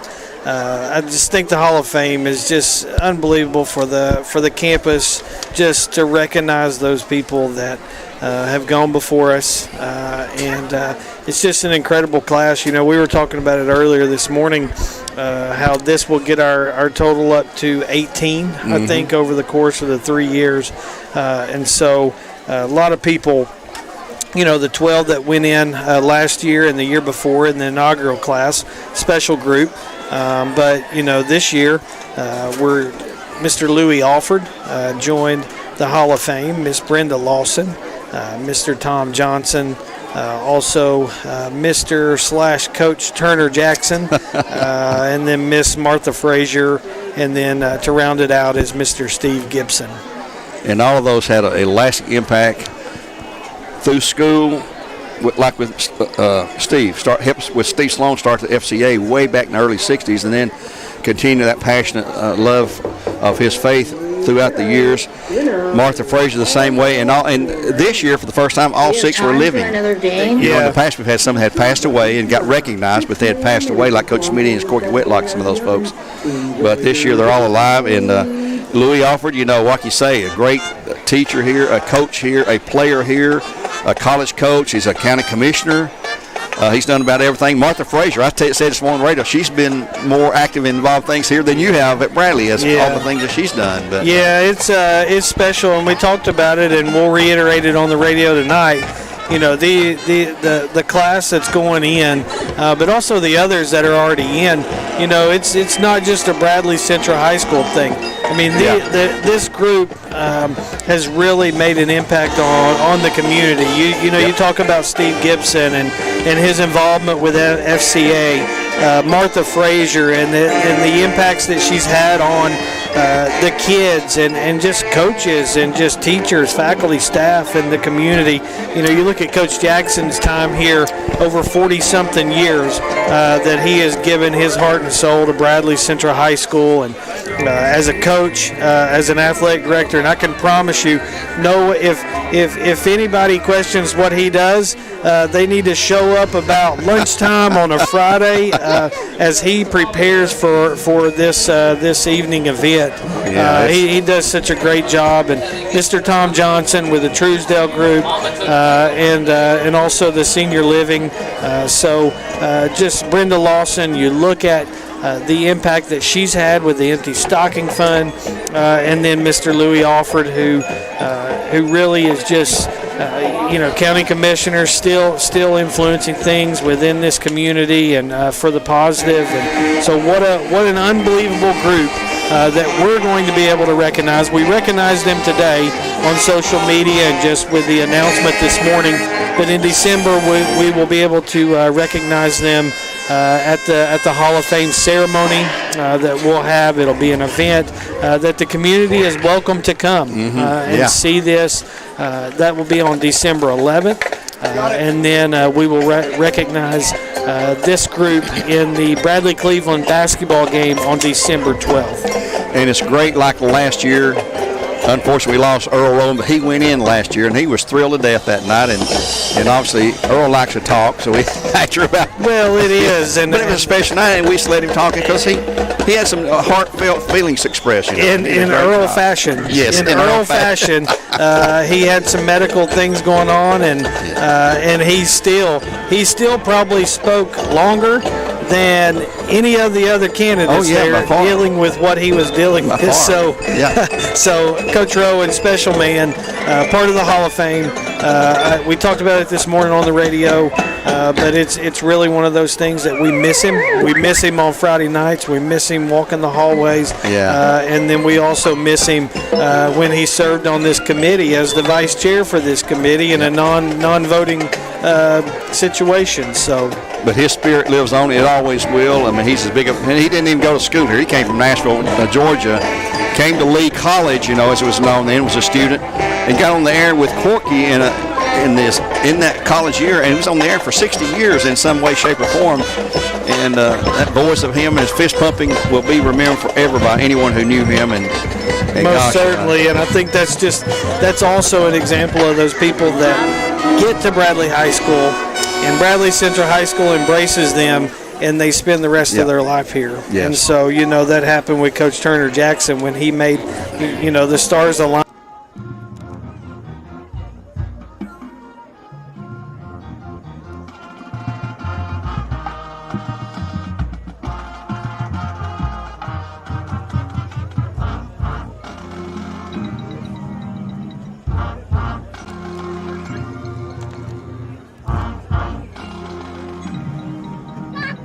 Love Bradley and live the Bradley life, and it's just we'll have many more. And this is just a group that got voted on this year.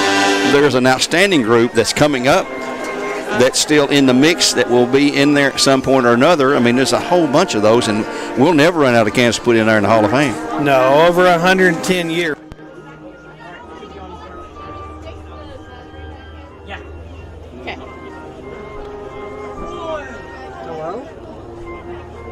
My parent just resynced. Spine.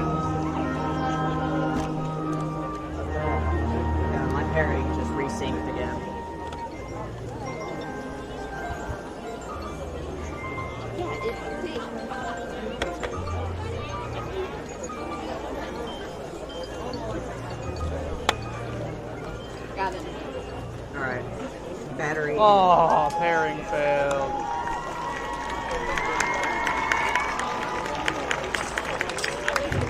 Okay, it's back.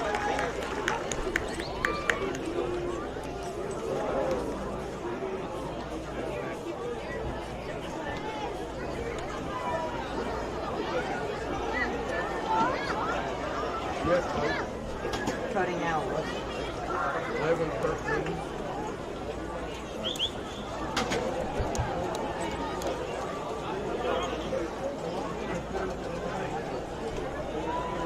Do you think we can move up so you can record that? Yeah, probably. I haven't heard anything.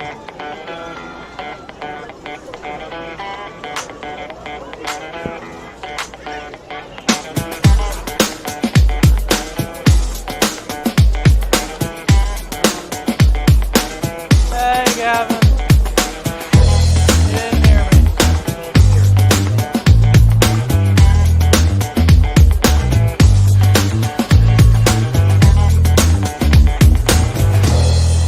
At McDonald's, we're making changes every day to serve you better.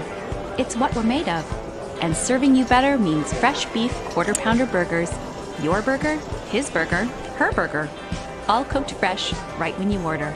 Made from pure North American beef and just a pinch of salt and pepper. Because we think there's nothing better than fresh beef quarter pounder burger made for you, right when you order. And that's just one way we're showing you what we're made The of. moment has arrived.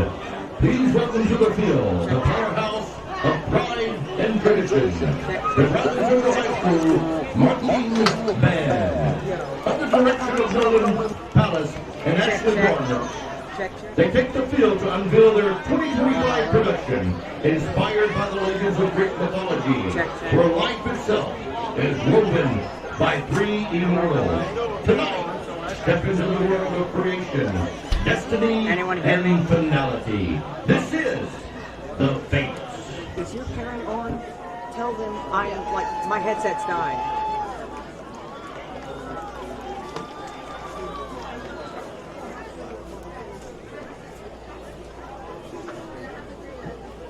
In the tapestry of existence, 3 weave the threads of destiny.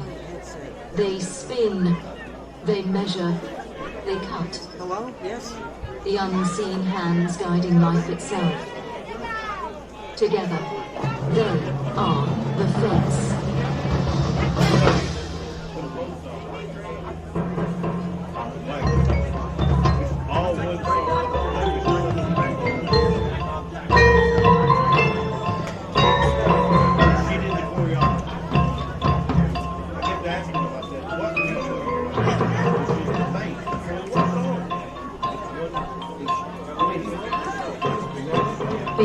Behold Clotho, the spinner of life. She who draws the thread from the void, creates from her hands the spark of existence, delicate yet boundless with potential. Each thread begins with her touch.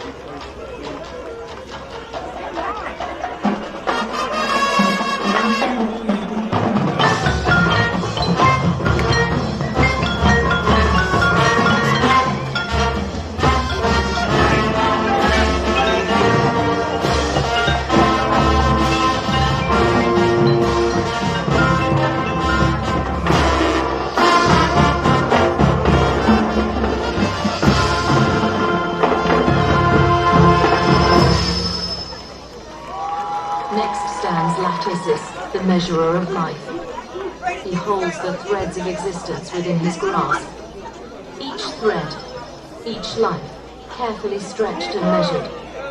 Every moment is accounted for, and every path considered. It is he who determines the length of each destiny. Not with haste, but with purpose.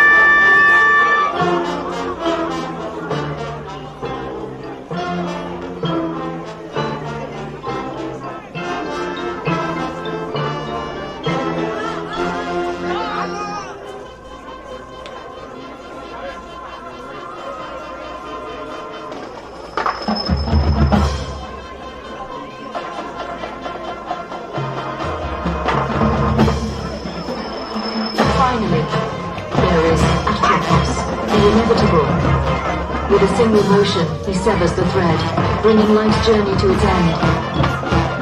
Finality. Transformation. From his hand, ending so new beginnings.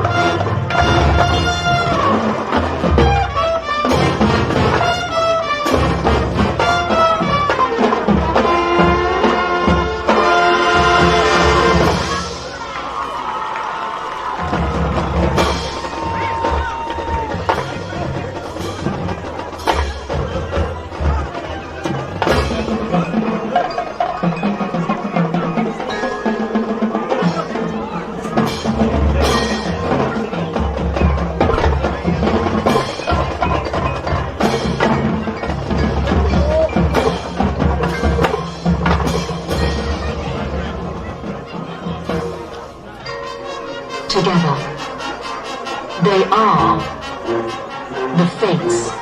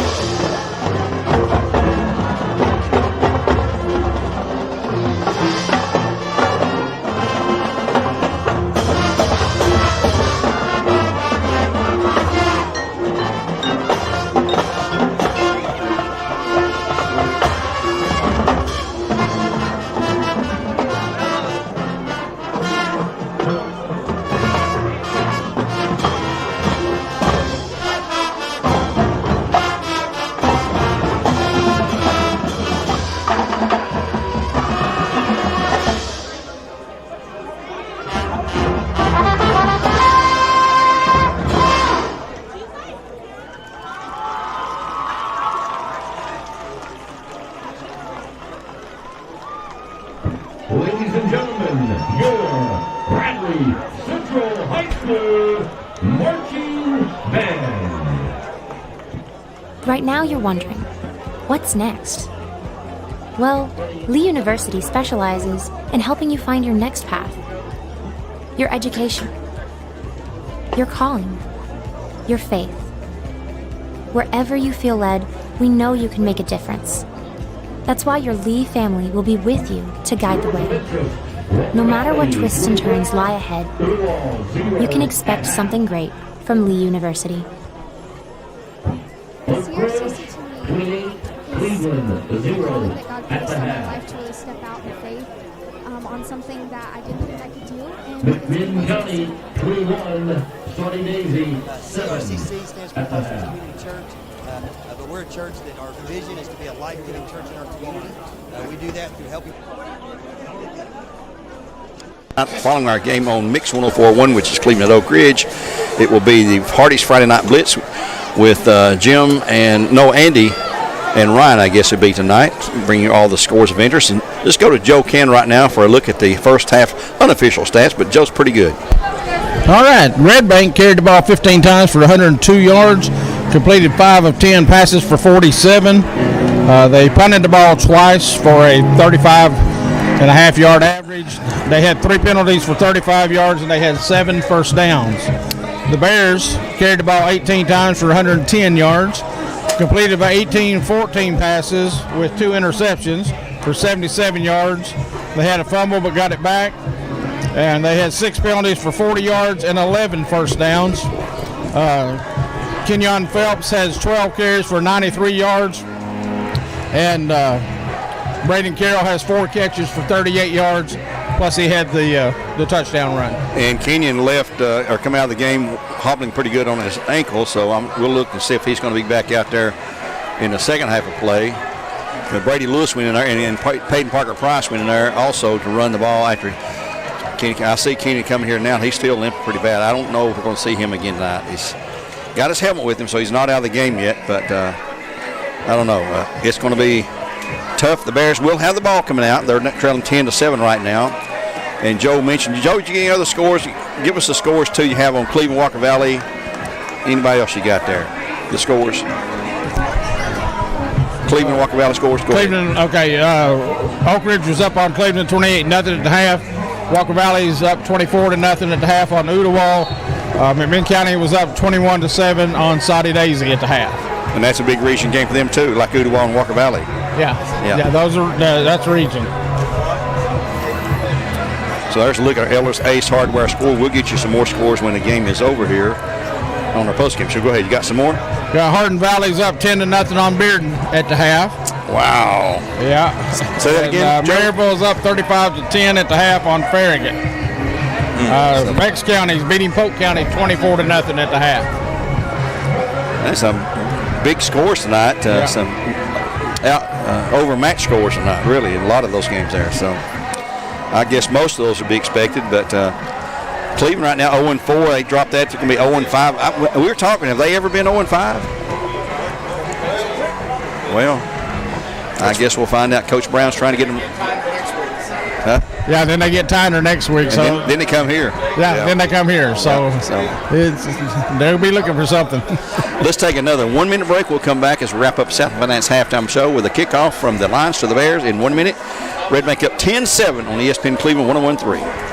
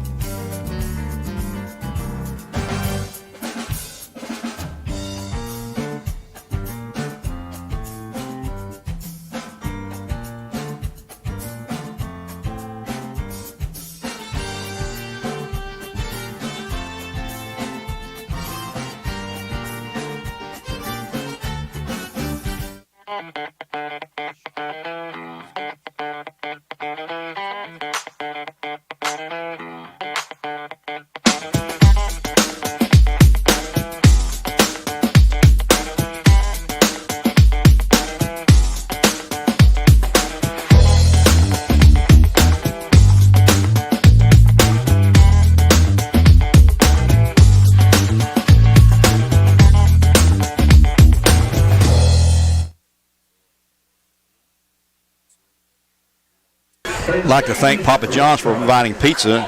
Unfortunately, it's just to the guys down at the station, not here to put us in the press box. But well, thank you, Papa John's. But it's not a wholehearted thank you like it would be if you'd bring pizza over here to us guys. They have good pizza though. We had that's good pizza there. I also want to give a shout out to the Bradley County Sheriff's Department. I got a good friend looking right at us right now, Gary, who's he's the eyes in the sky tonight. Chris Shope, so he's over there. He's waving at us right now. All right. Those guys do a good job at these high school football games too. Well, he better keep the crowd under control. Yeah, we see you waving over there. They must be listening as well there. Yeah, he's got it on his phone. Bears getting ready to kick. Bears getting to receive back deep the 3-3 we have. As Triple P is one of those.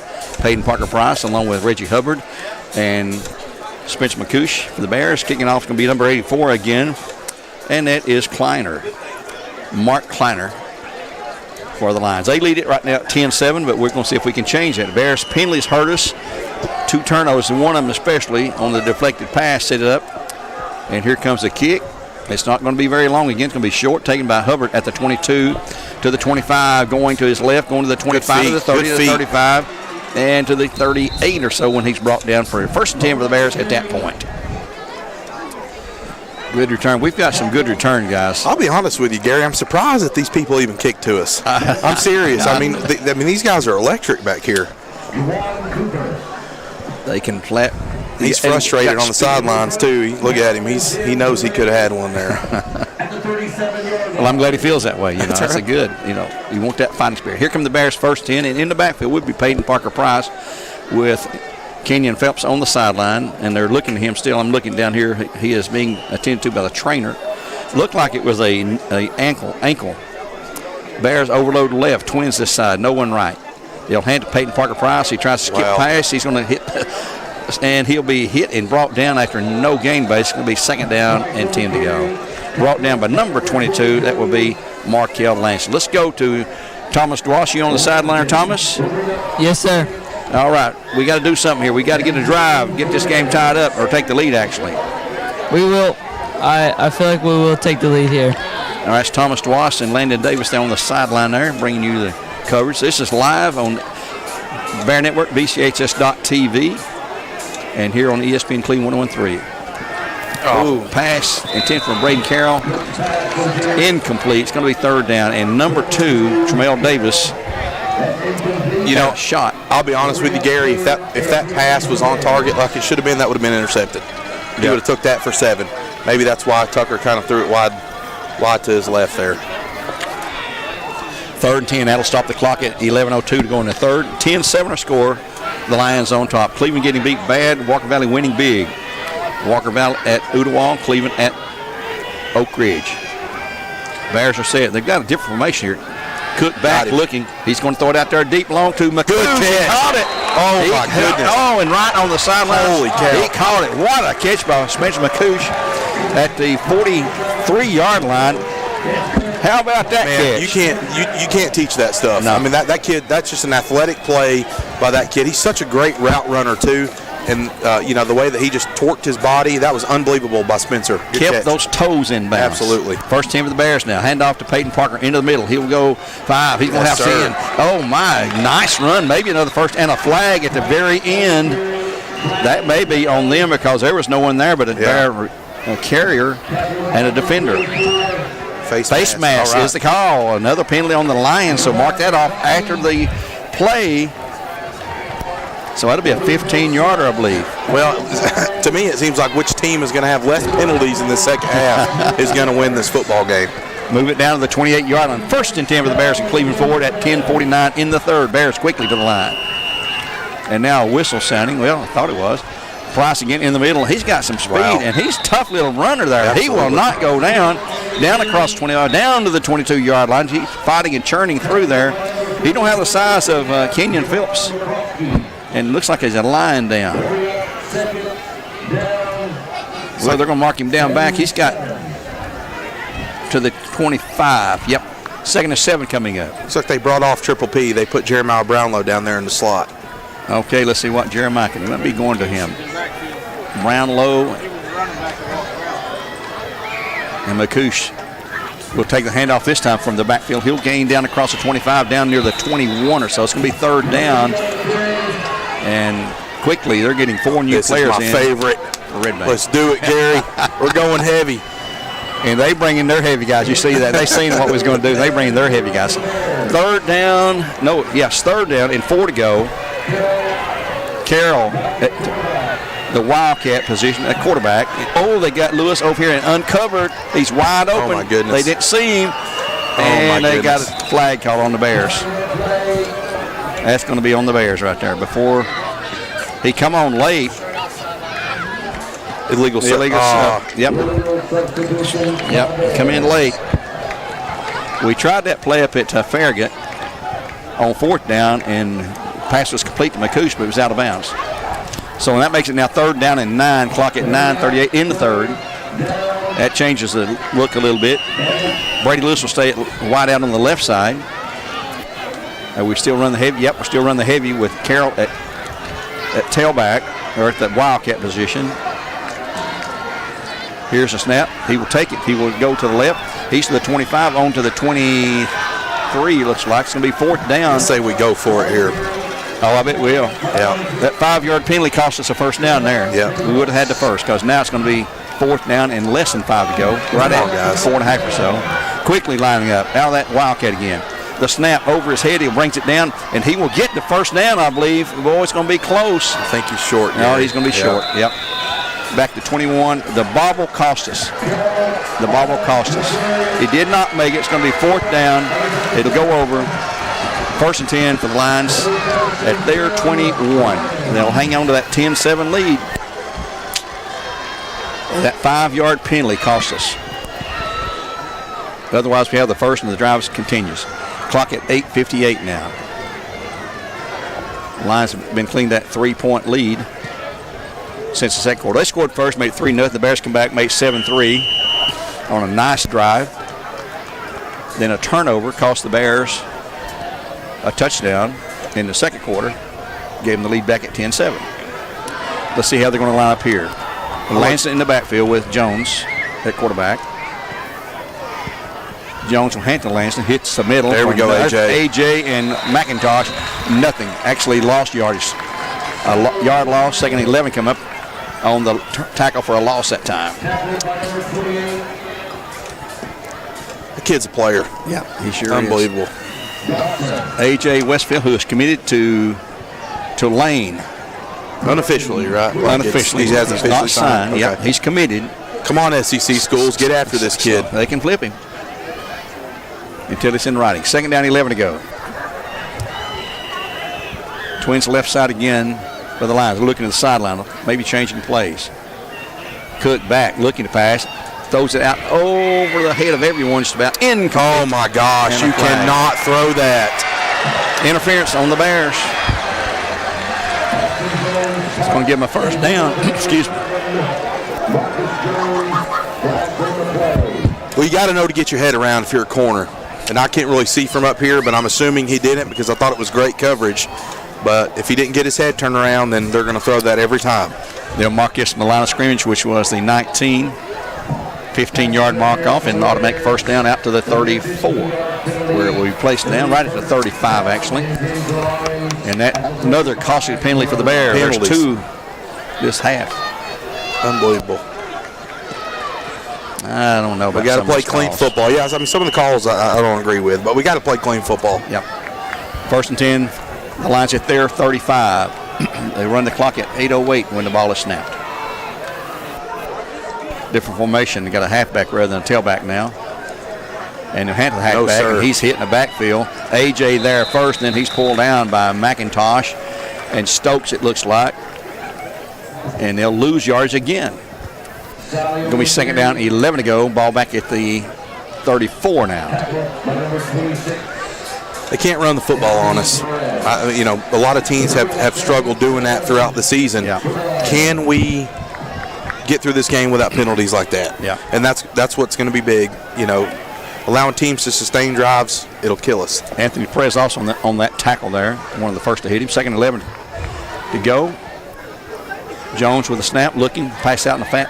It's going to be complete on a quick hitter, and they'll get to the 40 or 41. It's going to be third down. I think he's right to 40. Third and right at 5 to go for a first down on a 6-yard gain. And that ball was thrown to number 11. That is Marcus Jones, who is the guy that caught the touchdown against us, too. Braden Carroll, the tackle for the Bears. Third and a short 5. Big play for our defense here at the line 41. Let's go, Their boys. fans are screaming for a first down. Our fans are screaming for a stop.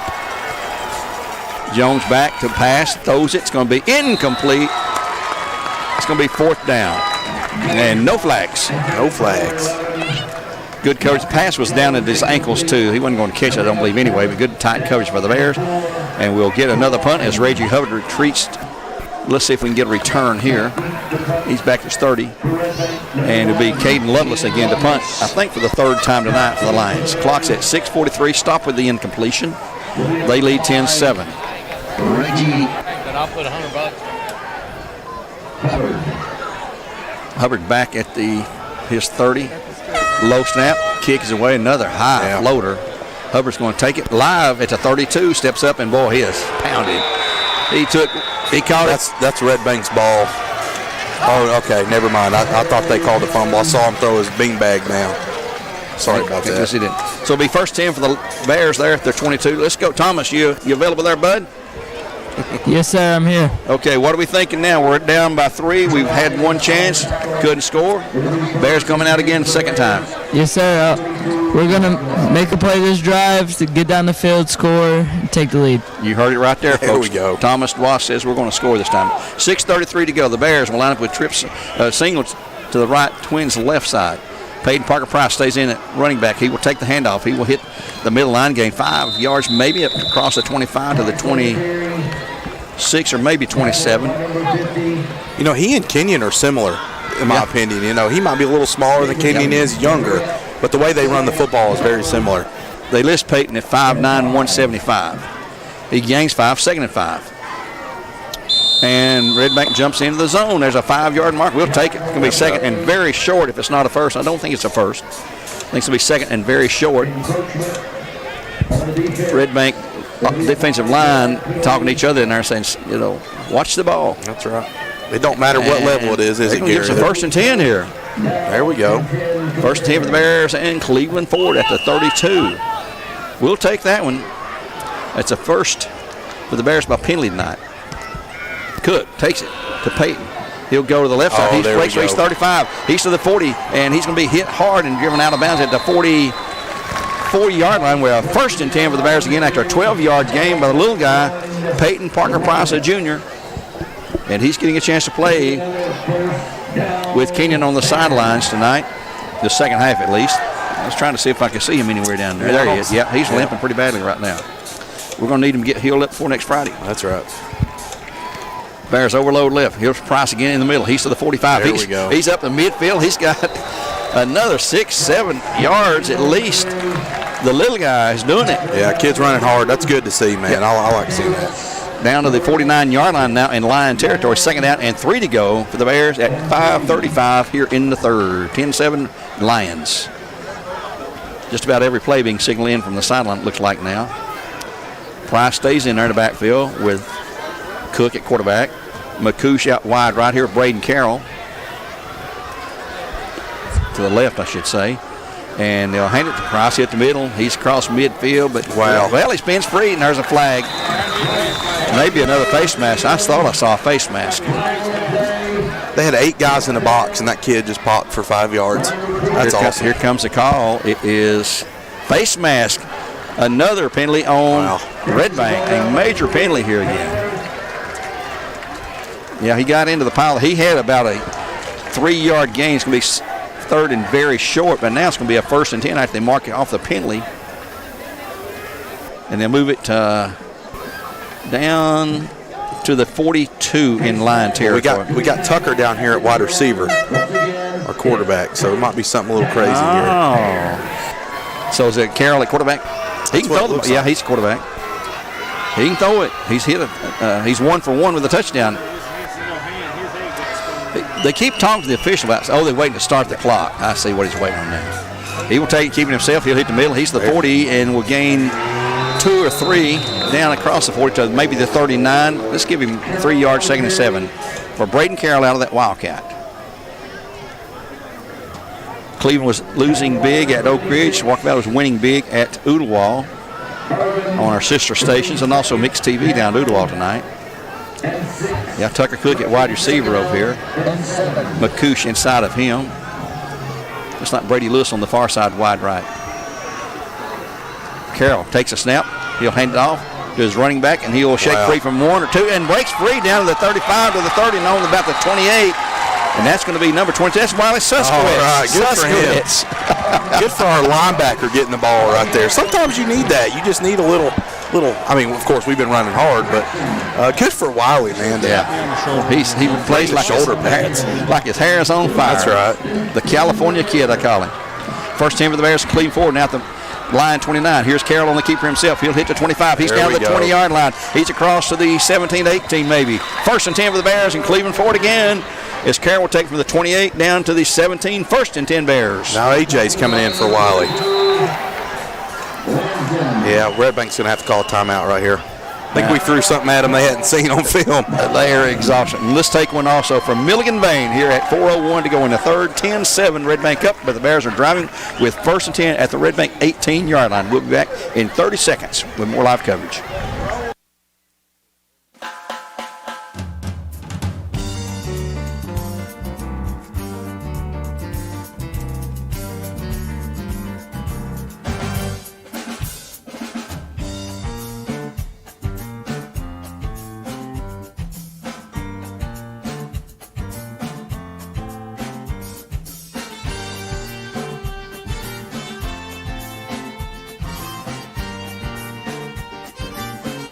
Back here at Bradley Central, the Bears, Red Bank call time. Thomas on the sideline now. Looks like Red Bank's getting a little tired, bud.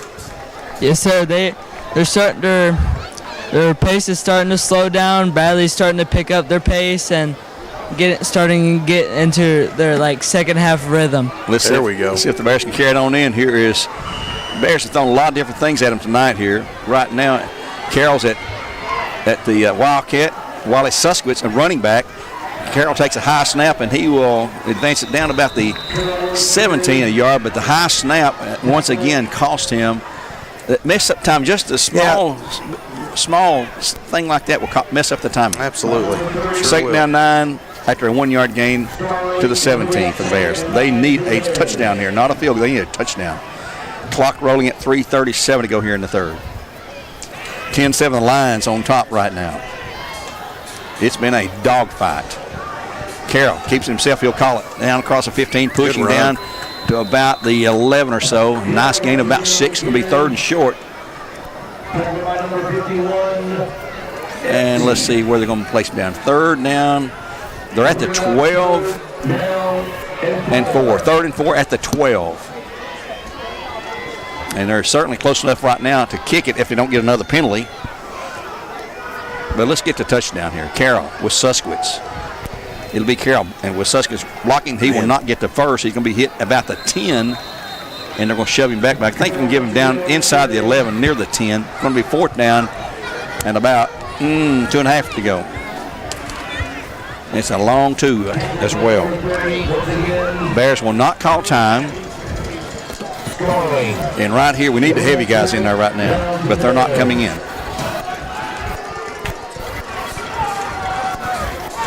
Oh, they got a jump. There's a 1st down and a great call. That was a coach call out there. I'm telling you. Look at old T-Bone down here, Gary. He's fired up. The 5-yard mark off gives the Bears a 1st and goal at the 6-yard line. I'm telling you, there ain't nothing more that makes a D-line coach more mad than jumping off sides. And it don't matter what age group it is. They always do it every single time.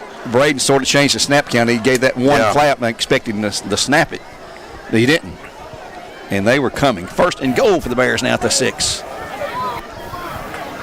Carroll takes that one snap, hands it off to Suskowitz, I believe. Very little, maybe a yard. Nope, I don't believe he got a yard even. It'll be 2nd and goal now. So Wiley getting some quality time at running back. I know he loves that. He's talked about that before. He would love to carry the ball. And right now, McCoosh is back there in the backfield. Oh, and there's a heavy, and well, there's a couple of them back there, the way they're lined up. And B. Carroll into the middle. He goes around the left side. He is going to be touchdown. Go touchdown, Bradley Central, and they'll take the lead at 1:39 here in the third. Carroll just bulling his way through, and the line doing their thing to block.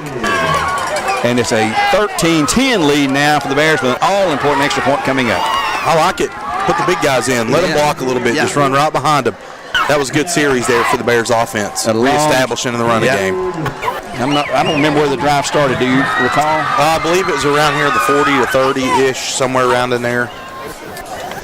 So at 1:39 here in the third, the Bears take a 13-10 lead with extra point by Noah Canales coming up.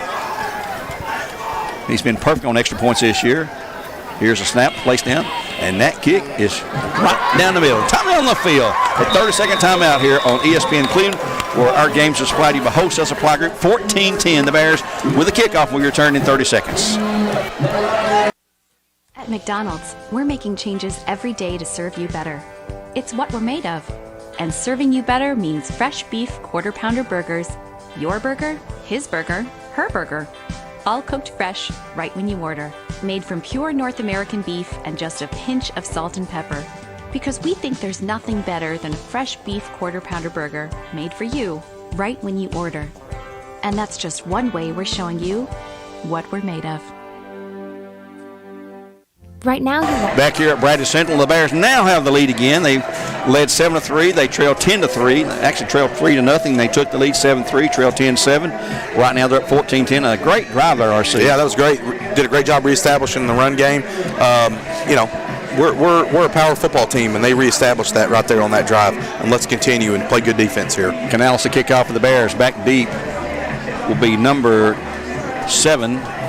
No, 1 and 2. 1 and 2. That's going to be Caden Lovelace, and number 2, Tremel Davis. They've been back there all night, and they're back deep after 5, and Canales been getting it deep. The young sophomore, he comes forward, and here's his kick. Another high kick all the way to the 3-yard line, to the 5, to the 10, there's a block in the back, 15, to the 20, to the 24, no flags, but they'll have it 1st and 10 to 24. Now trailing the Bears 14-10. I cannot get over how much different this kid looks at kicking off in the football. Guys, if I know it's hard to tell on TV, but this football is flying through the air, and it's high. It's got some hang time to it. That's awesome. Good for him. The height is what is key. Yeah, I mean, the distance is key, but the height gives your guys time to get down there and cover that kick. And Davis bragged on him several times this year in our interview shows, and he said he'll be in the end zone before this year's over, he thinks. So the Lions now trailing for the first time in a while. They'll come out. I believe they got a new running back there, 24. I believe it's 24, tailback, which is Jacoby Sally. So Lanson's not in there. Jones stays at quarterback. We'll verify the number on that. Jones hands it to him. He faked everybody up. There's a block in the back. Great tackle, Jaden. Jaden Gray, a great game-saving tackle right there at the 26 on a brilliant fake by Austin Jones, the quarterback. Give him a 3-yard gain, second down. About 6.5 or 7 to go for a first down. Ball to the 32-yard line for the Lions in their territory at 1:08 and to go in the third. 14-10 Bears now. And that's 24 in the backfield. We've not seen him tonight. I don't know if Lanson is hurt or not. They'll have twins left side. Out of the shotgun. Been out of the shotgun all night long, both teams. Austin Jones back to look. Fumble the ball. And the Bears are they're fighting. The Bears have to bleed. Well, let's see. There's a scramble at the inside the 10th and 8. Oh, my goodness. I believe they got it back. They got it back. Oh, we had a great shot. Oh, my goodness. But pressure, right? Yeah, yes. Getting after that quarterback, that's what we need to do. A huge gain back to the 8-yard line. They've got to get to the 33, so it's going to be third down and 20. A long ways away. Yeah, my math don't go that far. I'm sorry, folks. It's been a few years since I was in math class. Oh, goodness. Well, I teach math, so I should probably know that. You should know. Oh, my goodness. We'll just say third and very long. How about that, Gary? Third and at least 25. Yeah. So, man, 21 seconds to go in the third. Boy, big play there for the defense, knocking that ball out of his hands. He didn't drop it. It was knocked out of his hands.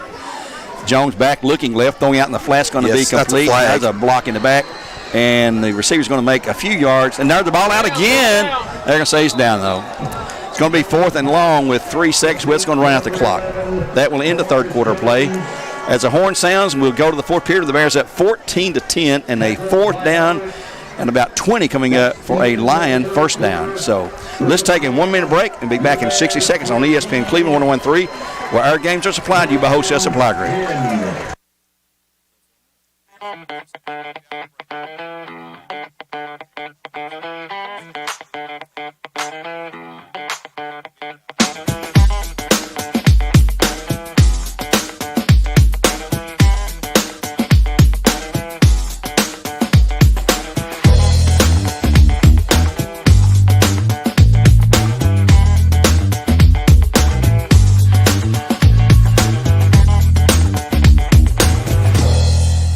McDonald's, we're making changes every day to serve you better. It's what we're made of. And serving you better means fresh beef quarter-pounder burgers. Your burger, his burger, her burger. All cooked fresh, right when you order. Made from pure North American beef and just a pinch of salt and pepper. Because we think there's nothing better than a fresh beef quarter-pounder burger made for you, right when you order. And that's just one way we're showing you what we're made of. Back here at Bear Stadium in the fourth period, ready to start. 14-10, the Bears up.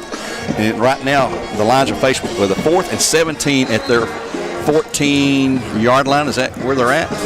Yeah, that's where they're at. We'll go to Thomas right this first play here. I think they're going to punt it away. Surely they're going to punt it away to the Bears. As back going out deep is Caden Lovelace. And we should get, again, excellent field position. Absolutely. Absolutely. We're trying to find out who was the player who knocked the ball out of the quarterback's hand to force that big, huge loss on second down. They're set in punt formation. Bears look like they're set up for return here. Here's a snap. It's a good snap. His kick is away. It's a high boomer. They got it. Guy can punt, and Reggie's going to get away from it. It's going to hit and bounce. Get away, Reggie. Get away. It'll roll at the 40-yard line from the 17 to the 40. I tell you, I don't understand it with these returners, man. It's like they're just magnets to the football. You tell them to get away, and it's like they just get closer and closer and closer. A football is not bouncing in a straight line. I'm telling you. Thomas, coming to you, bud. Do we know who knocked that ball away down there? I have not had a word from Mr. Sawyer about it. We'll check back with you later and see if we can figure that out. It was a huge play. Maybe the turning point of the game. Yeah, that was big. You get them 3rd and long and behind the chains like that in their own end zone. I mean, that's huge. Right now, field position. We lead before. We need a long, sustained drive with a touchdown. Make it a 2-score game. And it'll be Peyton Parker-Price trying to hit the middle. He will have some yardage, plus yards across the 40. Oh, they fumbled. And the fumble goes, another turnover, and Peyton Parker has it stripped, and it'll go right back to the Lions now at the Bear 45. So, shoot. Well, he's a young dude. He knows he shouldn't, got to tuck that ball in there, but he's been running hard all night, and I'm sure he'll get that taken care of. 1st and 10 Lions at the Bear 45 now at 11:40 in the game. Bears cling to a 14-10 lead. And I thought we had a good thing going there, but that's the fickle game of football. That's right. The Lions come out. Let's see if Lansing Nope's going to be still 24 in the backfield. That's Jacoby Sally. I'm guessing Lansing's hurt. He ran the ball a lot in the first half. He's a much smaller guy, much shorter at least, and his height. Jones set. He will hand to Sally. He will good hit. Tackle. And he fumbled the ball. And do we have it? Bears say we have it. Nope. They got it back. He'll lose 2. 2nd down and 12 at the 47. Great tackle by Andrew Carroll. Good job, buddy. Well, Andrew is really coming on. Absolutely. So a 2-yard loss, 2nd and 12 for the Lions at the Bear 47. Boy, both teams really living on the danger line tonight.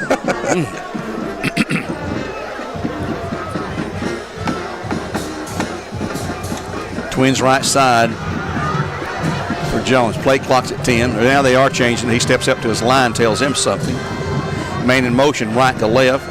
Jones takes a snap, hands it off to his running back. He's going nowhere. He barely got scrimmage. And who is on the bottom there? It's going to be Andrew Carroll, I believe. No, Anthony Perez, 26. Good job, Perez. Yeah. They will lose another yard. 3rd down, 13 to go now. Bear defense is just bowing their neck when they need to right Absolutely. Now. They're doing what they need to do when they need to do it, and that's what good defenses do, right? So pick up your offense. That's right. Bears at 14-10 at 10:24 to go in the game. They'll send twins wide right. They'll overload now. 3 receivers out wide right. Sally stays in the backfield behind quarterback Jones.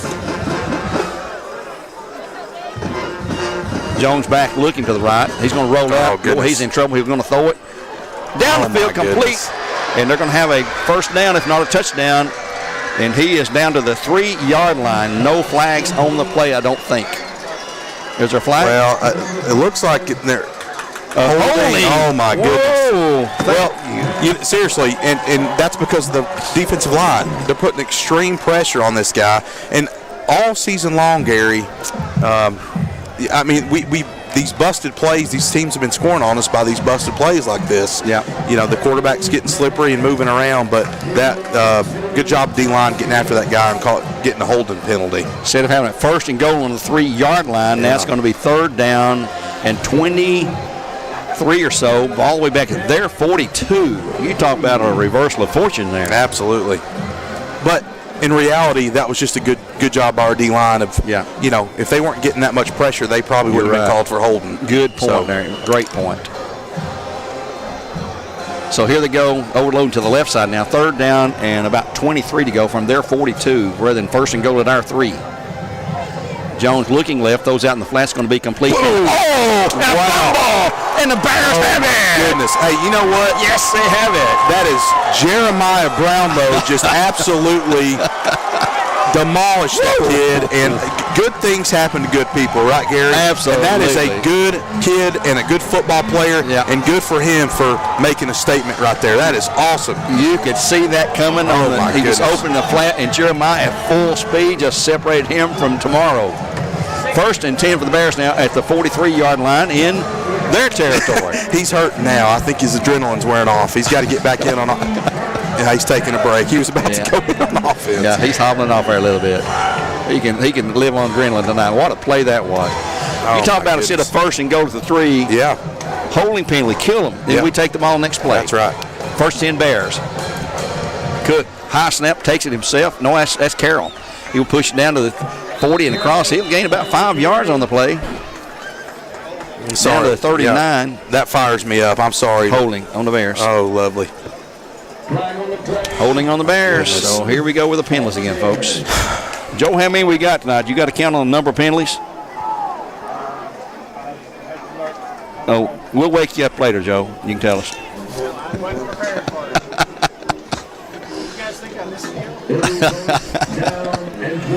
Well, that ball moves it back 10 yards to the Bear 47, so it's going to be 1st and 20 now. But we still got the ball. But it's 9:32 to go. Clock stopped. They'll crank it now. We cannot keep having these penalties. And Red Bank's probably saying the same thing, though, on their side. That's our 9th penalty. 9th penalty on the Lions, on the Bears. Yeah. 9 on the Bears. Who were getting much better at that, but tonight, come back to bite us. Cook, Carroll again in the backfield. He won't gain nothing. Might lose a yard. Well, let's see. Give him the line of scrimmage. 2nd down and 20 to go. Well, looks like they're going to stay in this. And Carroll's hobbling off now. Man. Kenyon Phelps hobbled off. There comes Tucker. Braden Carroll hobbled off. Tucker Cook going back in at quarterback. Back to more of a traditional type of offense, not the Wildcat. Signal playing him. Play clock's at 15 for Bradley Concrete. Clock's at 8:37 running. The Bears at 14-10 here in the 4th period of play from Bear Stadium. And time's going to be called. I believe the Bears going to take this one. No, Red Bank calls it. Red Bank calls a timeout, and we'll take one for Milligan Devaney at 8.5 to go in the game. 14-10, Bears on top. We'll return in 1 minute with more live coverage here on ESPN Cleveland 101.3, where games are supplied to you by Wholesale Supply Group. CRCC to me is a calling that God placed on my life to really step out in faith on something that I didn't think I could do, and it's been amazing to see how God's worked through it. CRCC stands for Crossroads Community Church, but we're a church that our vision is to be a life-giving church in our community. We do that through helping people know God, find freedom, discover their purpose, and then go make a difference. And so that's what we're doing every week, is helping people discover their jam and go make a difference.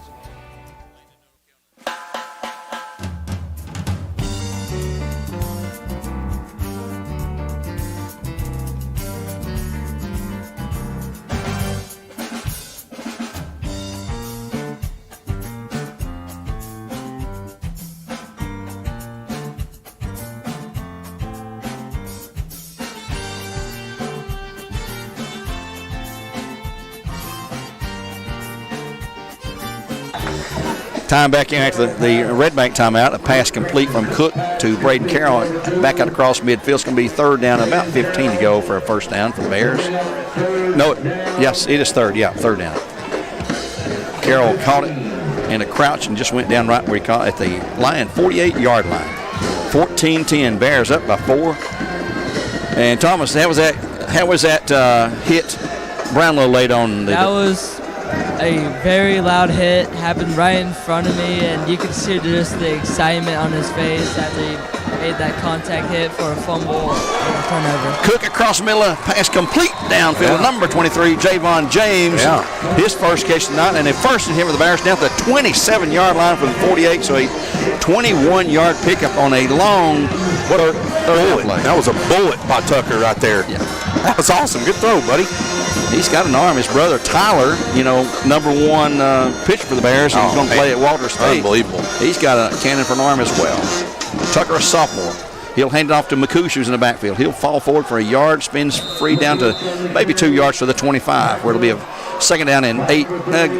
Back him up to 26. Second down and 9 coming up. Clock's at 7:30. Boy, if we can get a touchdown here and take a 2-score lead, it'd be huge. Yeah. Carroll's back in. They brought Tucker back off. So I guess his ankle's feeling okay. Yep, he's back at the Wildcat. Looks like Wiley Suskip's going to stay in running back, as we've not seen Kenyon Phelps at all the second half. And he's standing down on the silence. Doesn't have his helmet. That tells you he's not going back. Well, he's dancing, so that's a good thing. He doesn't have a cleat on his foot. No, and no helmet. High snap to Carroll. He'll go across the middle to the 25 and on down to about the 20-yard line. He'll spin down. It's going to be third down and about 4 maybe. Big drive. Couple of big plays coming up here. Third down and a short 5, long 4 right now. The ball is at 21 or so, 21 and a half maybe.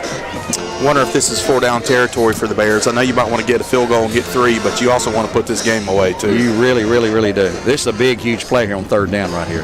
Tight formation for the Bears. Carroll will take it. He'll run himself. He's across 20 to the 15. He's to the 10. He's going down to the 5. He's out of bounds about the 5. It would be a first and goal for the Bears in Cleveland Ford, as Braden Carroll is doing it tonight right now on this drive. Those big men up front, they're just eating. They're eating and getting after it, Gary. Good for them. Braden will tell you, be the first to tell you, hey, my line's over. Absolutely. Shout out Timmy Gay, Chris Myers, Luke Hagee, Zach Denton. First and goal at the 7-yard line with 6:22 to game. Big series here. The Bears can take the 2-score lead. Right now it's 14-10. That's a dangerous lead. And here's a snap. In the middle is Wiley Suskis, down across the 5, down to about the 4, maybe there we the go, 3. boys. Going to be second and goal at the 3. I'm waiting for a heavy pack to come in. Well, AJ's already in. We just need to see Devontae run on in. Oh, yeah, okay. Yeah, there's AJ. Second and goal from the 3-yard line for the Bears. Clock continues to run, and it can't run fast enough for me. 5:55 to go. These are these nerve-wracking kind of games that make us old people even older. Bears hanging on like a hair on a biscuit right now. That sounds nasty, doesn't it? It does, gross. Second to go from the 3-yard line. The snap, Carroll again going to the right side. He will go into the end zone for a touchdown for the Bears. A huge score. Push that lead to 20-10. That's huge. That's awesome. congrats to the big men up front. That heavy package with Zane, AJ, and all those guys up front makes it easy for guys like number 2 to trounce on into the end zone. 3-yard run that time to take it in there. Thomas, I'll come to you after the kick here. We're not going to go to break. I'll come to you after a kick here. Extra point coming up. Noah Canales set. Tucker Cook in the hole. The snap that placed in. His kick again is high. It's perfect. Timeout on the field at 5:32. The Bears up 21-10. Let's go to Thomas Dwash down the sideline. Thomas, that's the score we needed, and you were there close to the action. Yes, sir. We needed that score big time to put ourselves up 14. That makes it a 2-score lead now. I feel much better with only 5.5 to go in the game. So, so if Red Bank wants to catch up, they have to, they have to score. But I don't. But well, we don't want them to do that. Our defense is gonna hold them, and we're gonna make it more. Well, they're gonna come out passing the ball. We know that for sure when they get the ball back. But they've got to get it back first. Right now, they going to receive the kickoff as Canals will tow it from the 40-yard line. Red Bank has not taken the field yet after the Bradley score, making it 21-10. Bears trying to get their 4th consecutive win. It'll be one more win we had all last season. Yeah, that's awesome. A tough year. We went 3-7, and this will make us 4-1 with 4 straight wins. And to be honest, it really should be 5-0. It was so frustrating thinking about that game. You had to bring that up. I did. I just wanted to fire you up a little bit. Hey, don't forget tomorrow, right here, 10 o'clock, we'll have the Super Crickets of the Bradley Youth League, then the Crickets, the Hoppers and the Cutters at 10, 11, 12, and 1 o'clock tomorrow. 4 games for it right here. $5 to get in, folks. Come watch these little guys play. They're amazing. Here's a high. This time he's going to shoot it a little shorter to the 20, trying to go to the right side to the 25, 30, 35, and he'll run out of territory there about the 40-yard line. We'll see where they mark him down. Yeah, right at the 40-yard line. Be a first 10 for the Lions at that point with 5:25 to go. The Bears up 24-10 now, or 21-10, excuse me, 21-10 our score. 11-point lead for the Bears. I thought he was gone. He had the whole right side of the field right there. But they return by the way, it's number 10, a short guy, Sean Carter, up short. He's a junior for the Lions. And he had a good return, and he had a wide open field. He went from the left to the right side on the near hash mark to the far side where he got pushed out of bounds. First and 10 for the Lions at their 40-yard line. The Bears up 11 points at 21-10. Listening live to ESPN Cleveland 101.3. Great game, great atmosphere tonight. Jones set, trips to the left side. He's back looking. He's got some time. Now it's going to be, they got him. He's going to go down, and let's see who got him this time.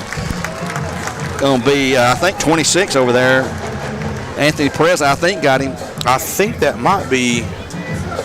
Or is that 76? Looks like that's let's see. That was AJ. That was Andrew Carroll. Okay, Carroll on the tackle. Yeah. And he's going to get a 6-yard loss. Actually, they run him way back inside the 25, but at the 34, it's going to be second down and about 16 to go for a first. So they're going to throw it here. Left side, they've got trips. Jones on the low snap back, rolling to his left, looking. He's going to reverse field now. He's going to scramble, and he's going to have to throw it. It hurls downfield. Oh, man. Could have been intercepted by Brownlow. Oh, he just overread that one. He knew he was going to get a pick there, and got too happy. Had a 98-yard return here, our last home game. 4:30 to go. Clock stops. Third down to 16 to go now. Bear defense has done their thing tonight. The offense has come alive when it's had to. It's been a total team effort in a lot of ways. The penalties, they're shared on both sides. So that's got to stop, though. We got Oak Ridge coming in here next week who are really pretty much putting it on Cleveland. We'll get an update on the Cleveland and Walker Valley scores and some other scores of interest, especially in our region. So here we go on 3rd and 16. Twins either side now. Jones, another low snap. He's back. He's looking. Get him, Paul. He's going to throw it long as far as he can, long down the field. Overthrown, incomplete. Had 2 guys out there, but we had single coverage with McCouche back there and Brownlow. It's going to be 4th and 16, and they're sending out the punt team. Wow. Well, they only got 2 timeouts, right? Yeah, Yep. Yeah, I don't know about that one. I don't know. I'd go for it too. Yeah. But that's long. That's what, 4th and 16. So yep. and you'd give the ball up in your territory. But still. So Hubbard back deep, and their punter's back there, Caden Lovelace, back to punt. Also in the game, Javon James for the Bears, who caught a big first down pass on, and time's called by someone. Oh, flag. No, was it flag or timeout? Time's called. Timeout, Wasn't a flag. Time's called by, I think, Red Bank.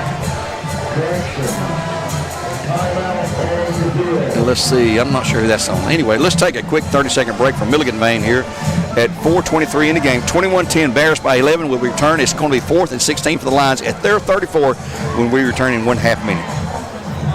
At McDonald's, we're making changes every day to serve you better. It's what we're made of.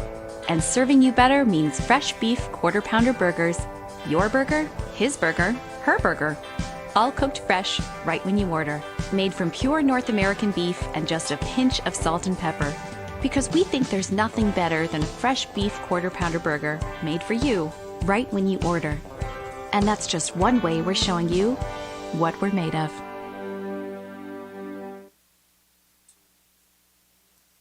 Here after the timeout from Milligan Vane, they are lining up in punt. Loveless back to punt. Reggie Hubbard back to receive for the Bears. 4th and 16 for the Lions at their 34. They trail 21-10 here in the 4th. Hubbard will kick it, a long, high kick, and Hubbard, get out of the way, guys. Oh, my Hubbard gonna pick it up and run. That's a dumb mistake right there. Yeah, Coach Floyd don't like that. I see Coach Standifer down there shaking his head, too. You got to be smarter than that. That could result in a easy turnover there, but nevertheless, the Bears will have it at their 23-yard line. It'll be a 1st and 10 at 4:11 to go in the game now. You got to grind it out with some first downs on the ground and kill that clock, eat it up. Bears have fought behind. Let's see, we're down 3-0. We're down 10-7, and we take the lead at 14-10, and we've not given it up. You know that guy, Gary? It looks like that little grandson's going to play here tomorrow morning. Along with your son. Yeah. You got a couple of them playing tomorrow. Shout out to Lane, Steele, Weston, and Knox. Yeah. They'll all be here. And folks, come out and watch them tomorrow morning, 10 o'clock. We have a great crowd here for that.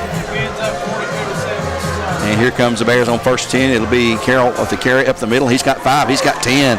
He's got the first down out near the 35 or 6-yard line. 1st and 10 for the Bears and Cleveland Ford. Give him a 12-yard gain. That might have been Wiley. No, that was Brady Lewis. What? Lewis? Yeah, I think that was Brady Lewis that was carrying that rock. Wow. I didn't see that. Yeah. We got all kind of running backs here. I'm telling you. But that's a good problem to have, ain't it? You know them guys love it, too. Yeah, absolutely. Come on, Coach. Let me carry the ball. You let them other guys carry it. That's right. Let's see who's going to take the snap this time. They're just taking direct snaps.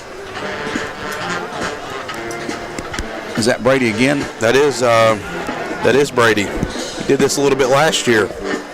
He'll have the McCouche this time. He'll hit the middle. He's going to have 1, 2, 3, 4 yards out to the 38 to where it'll be a 2nd down. Let's give him 3. 2nd and 7 at the 38-yard line for the Bears. Clock's now at 3:22, and he is a major factor in this game. The Bears up 21-10 over the Lions. Absolutely. I heard Joe over here give us a score of interest. I believe it's McMinn on top of Saudi, 42-7. I know we see Saudi here in a few weeks. We go there. That's our next road game at Saudi Daisy.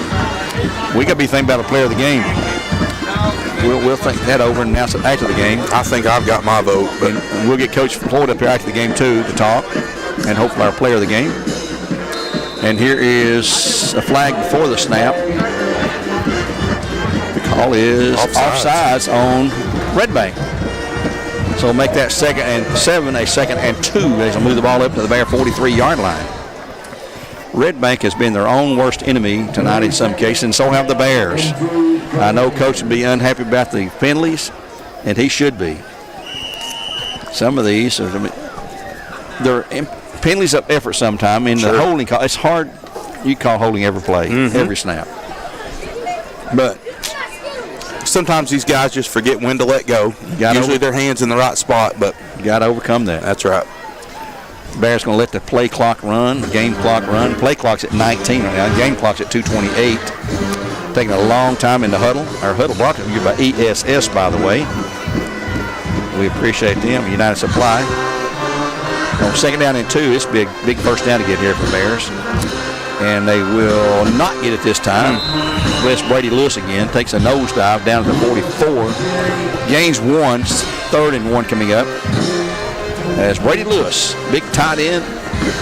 And we got a Lion slow to get it, number 2, is Tremel Davis. Our huddle we have now is brought to you by Chattanooga's Waterproofing Foundation experts at USSTN.com. We don't get to call them a lot because we don't huddle up. But right now we are in the final phase, a minute 43 to go. And the Bears, I believe, are going to clinch their 4th consecutive win and improve to 4-1 on the season as we hit the halfway mark tonight. Crazy. Now time's going to be called. I believe the Bears are going to take this time out. And let's take one from Milligan Devane, a 60-second break here on ESPN Cleveland 101.3. 138 in the game, 21-10 Bears on top, and we'll return in 1 minute.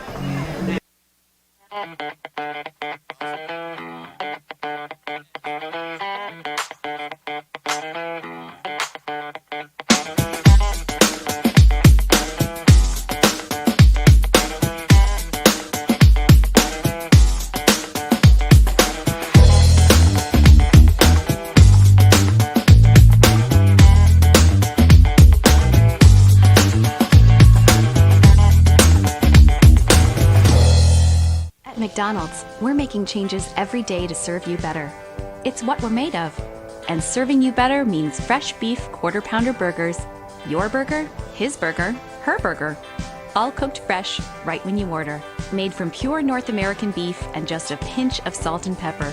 Because we think there's nothing better than a fresh beef quarter-pounder burger made for you, right when you order. And that's just one way we're showing you what we're made of.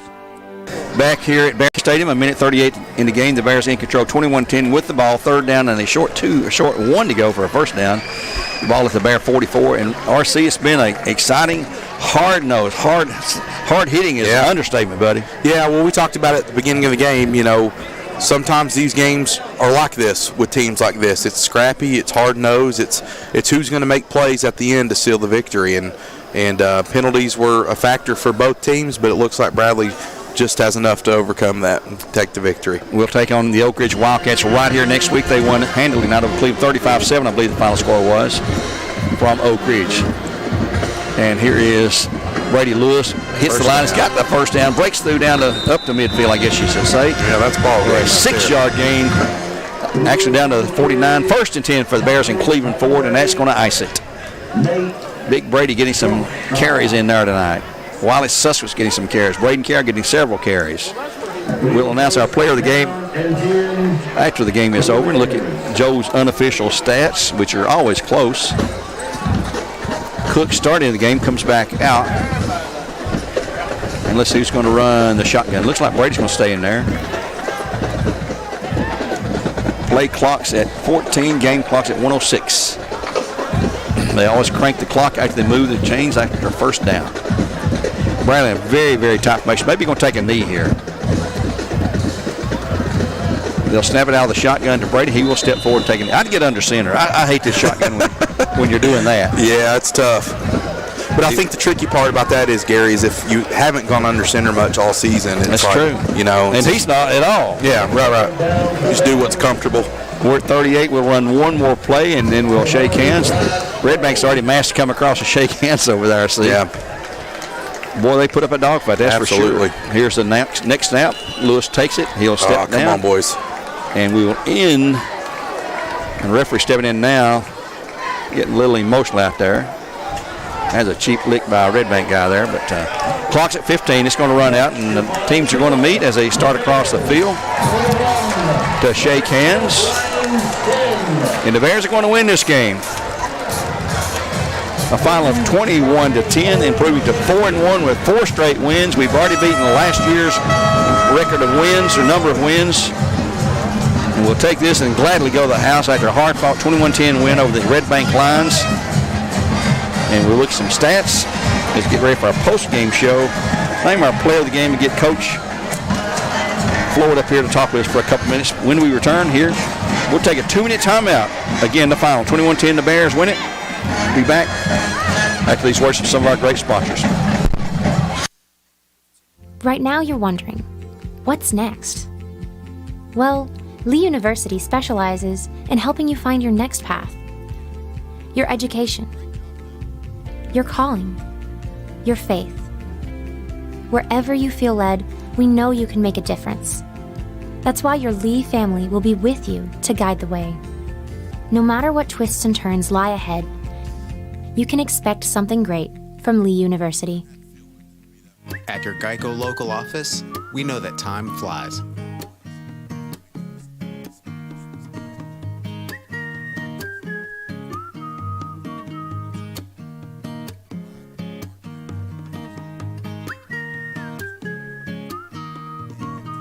But when you bundle your coverage with Geico, you could save money all year long. Contact your local agent to get personalized service and even more savings.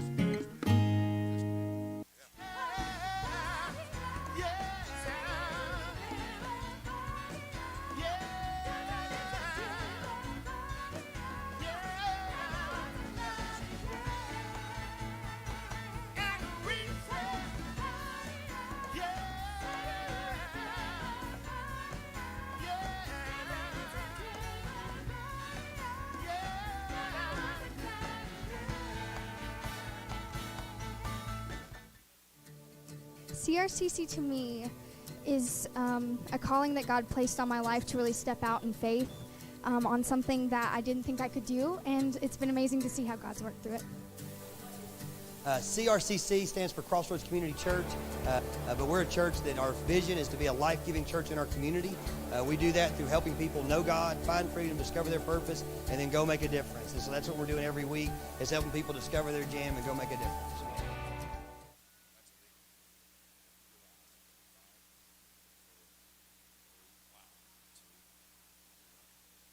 Here at Bear Stadium that we've gone final. The Bears went 21-10 in our post-game part of the program, brought to you by Cleveland Fashion Supply for all those nuts and bolts you can't find anywhere else. And if they ain't got it, then you don't need it. They're right here behind us on Starview Drive. Our player of the game, I'll let you go ahead and introduce him, RC. Yeah, I think it's Jeremiah Brownlow. I need, you talk about sometime, and listen, we could have picked a lot of kids out here. Yeah. But when it's time to make plays, you want your dudes to step up. And Jeremiah Brownlow with that big hit, causing the fumble down here right at the 40. That was a clutch play, and he's had a great season so far, and he also had a really good game today. But I also want to give our offensive line credit too. Yep. Every one of those boys should have been, player of the game, but that's one thing that you have when you're offensive lineman. You never get the credit for anything, right? But those guys deserve it. They know it. All these fans know it. Shout out to the O-line too. They're also players of the game. Usually when the offensive lineman is recognized because he got a penalty on it. Yeah. The fish stand there, and we don't hear the fish because they don't have them on a mic here, but they'll say, holding call on number 57 or whatever it would be, and we at least don't hear that. But obviously a great game. Looking to stats that Tanner Thompson just forwarded to us, Barrett with 23 first downs, Red Bank with just 9 first downs, 76 yards rushed for the game on 27 carries. The Bears with 265 yards on 45 carries. Wow. 60 yards passed for Red Bank, 132 for the Bears. So total yards was 397 to 136. That is triple. Wow. So that tells you what the defense did tonight. We had 9 penalties for 80 yards. They had 9 for 60. Some at crucial times for both teams. They won the time of possession, but that doesn't mean anything. Yeah. By about 24 to 19 minutes. And it looks like for us, rushing, Phelps led with 81 yards and 11 carries. Peyton Parker Price, 77 yards on 10 carries. Braden Carroll also had a good night, 13 carries for 71 yards. Brady Lewis, 4 for 23. Wiley had 2 for 4. So it looks like a plethora of different running backs that they were able to use, and it's nice to have a stable backs like that. And shout out to those guys. Tucker 11 of 18 passing with 2 interceptions, 132 yards. Red Bank had 9 of 17 pass for 60 yards. Receiving, Braden Carroll 5 catches for 53. So not only have yardage rushing, which was 71, but he had 53 passing. And there's a look at some of the stats. Again, the main stat, 21-10 the scoreboard. Yeah. The Bears take this one over Red Bank to improve to 4-1 with 4 consecutive wins.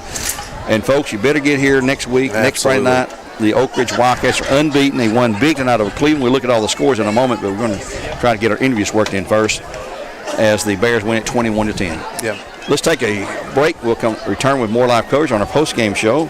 in just 2 minutes. And we hope to have Coach Floyd here and Jeremiah, or both of them here at that point. 21-10 again, the final. We'll take a timeout and be back in just a couple of minutes.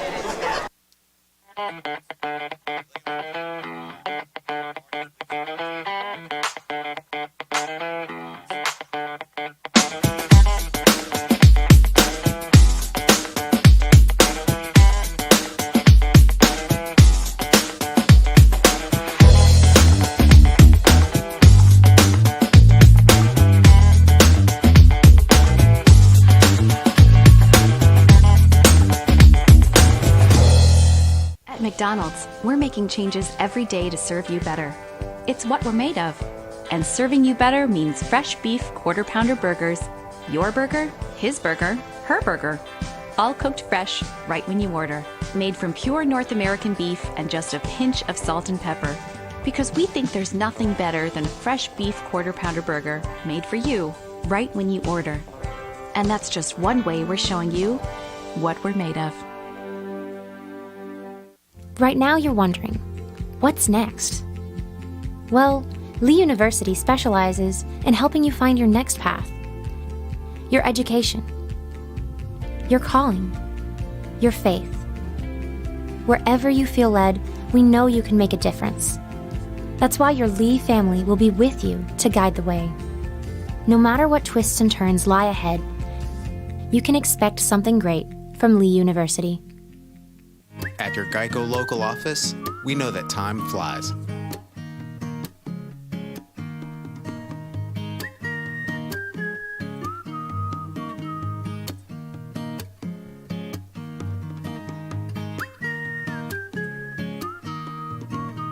But when you bundle your coverage with Geico, you could save money all year long. Contact your local agent to get personalized service and even back here at Bear Stadium, we're in the post-game portion of the program. The Bears win 21-10 here on ESPN Cleveland 101.3. Being joined now by one of the stars of the game, had the play of the game for sure. That's a young sophomore, Jeremiah Brownlow. And Jeremiah, what we saw up here, the guy was wide open, easy pass, a quick pass out in the flat, and you were at full speed when you hit the guy. Yes, sir. Did you see that play coming? I guess you sniffed it out. Well, Damian Floyd, he always says spike the bubble every time in practice. So it was just a reflex. What I do in practice, I'm going to do in the game. So I'm going to do it 100%. Well, you're just a sophomore. We need a lot more plays like out of you there, and I know we'll get those. You had the 98-yard interception return last week, or not last week, but 2 games back then. That was another big key part of that game as well. But it gets the teams fired up, the teammates fired up for you there, because what we were down at that point, I'm trying to remember, were we down when we got the fumble recovery? It was close. It was close. So yeah, it was close. It was a great game-changing play. He did a really good job. I'm going to ask him a question. Sure. What happened back here? I know right over there on the other side of the 40, you almost had another pick. It looks like you just kind of overran it a little bit. So what were you thinking right there after you missed that one? I overran it a little bit. I tried to stop and then go for the ball, but just overplayed it. Gotcha. But you were wanting the second one, right? That would have been, what, third for the season? If you would have got that one? It would have been second. Okay, second. I got you. Well, you came here from Lake Forest along with your teammates down there, and you've had a good career down there and getting off to a great start here at Bradley. And congratulations on the big play of the game there. Knocked the ball away, recovered the fumble there. Did you recover the fumble, or did somebody else get it? You knocked it loose. I forget who got it. Anyway, the Bears get it based on your hit. Yes, sir. So we went 21-10, and a big win. We've won 4 in a row, and that's one more than one all last season. We'll let you go. I know you want to get to the dressing room, and you weren't too nervous. You did fine tonight. So congratulations, Jeremiah. Look for more out of you. Okay, buddy? Thank you. That's Jeremiah Brownlow, young sophomore, number 15. And we'll give Put your headset on so I can take a picture. Yes, sir. You want to take a picture? He's getting his picture taken right now. I believe his mama. Yeah. His mama's taking it for him. He's a great kid. It's awesome. She's going to come up and get a picture with Coach. Yeah. We're going to get you back on the air here and just let's take a 1 minute break, and we'll be back in 1 minute with more live coverage. Back in 1 minute. Cool.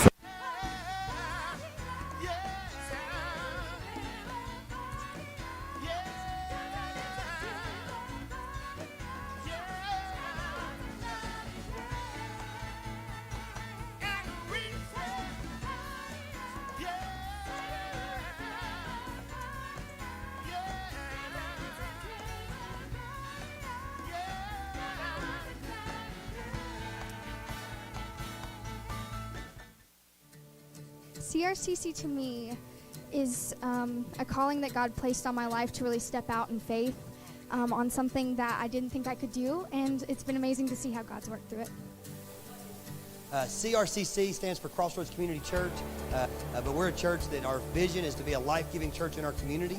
We do that through helping people know God, find freedom, discover their purpose, and then go make a difference. And so that's what we're doing every week, is helping people discover their jam and go make a difference.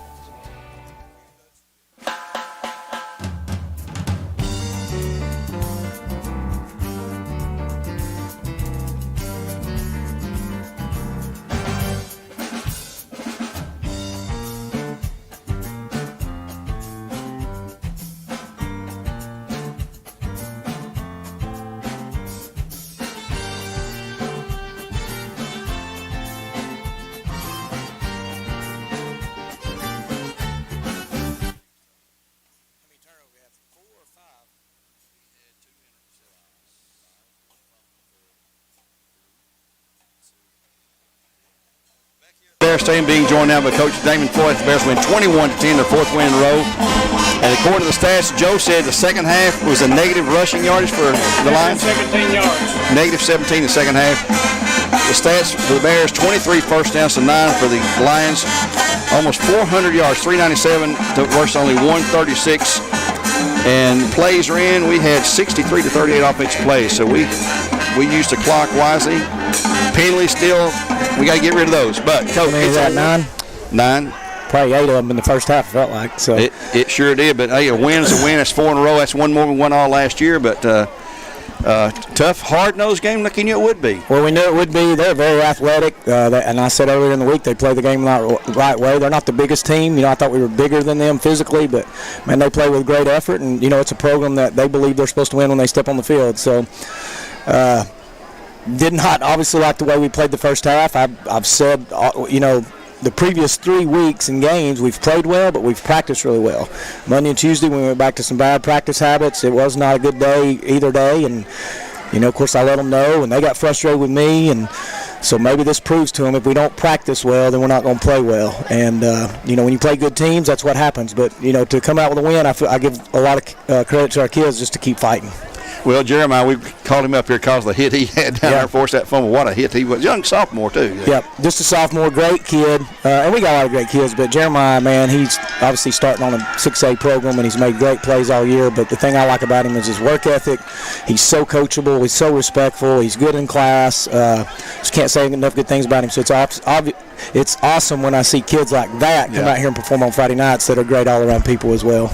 Well, you had Kenyon Phelps go out with an ankle injury, looks like, and you had a multitude of running backs. Everybody got to run, looks like, Yeah, Kenyon's our man, and it hurts us when he goes down, but we had a lot of other people step up and kind of spread the ball around there a little bit, but it looked like he turned his ankle. He's telling me he'll be back next week. I doubt it. Even if he's we probably won't let him play, which will hurt you, but we need him for the long haul and, try to get him healthy. So it'll be other guys' time to step up.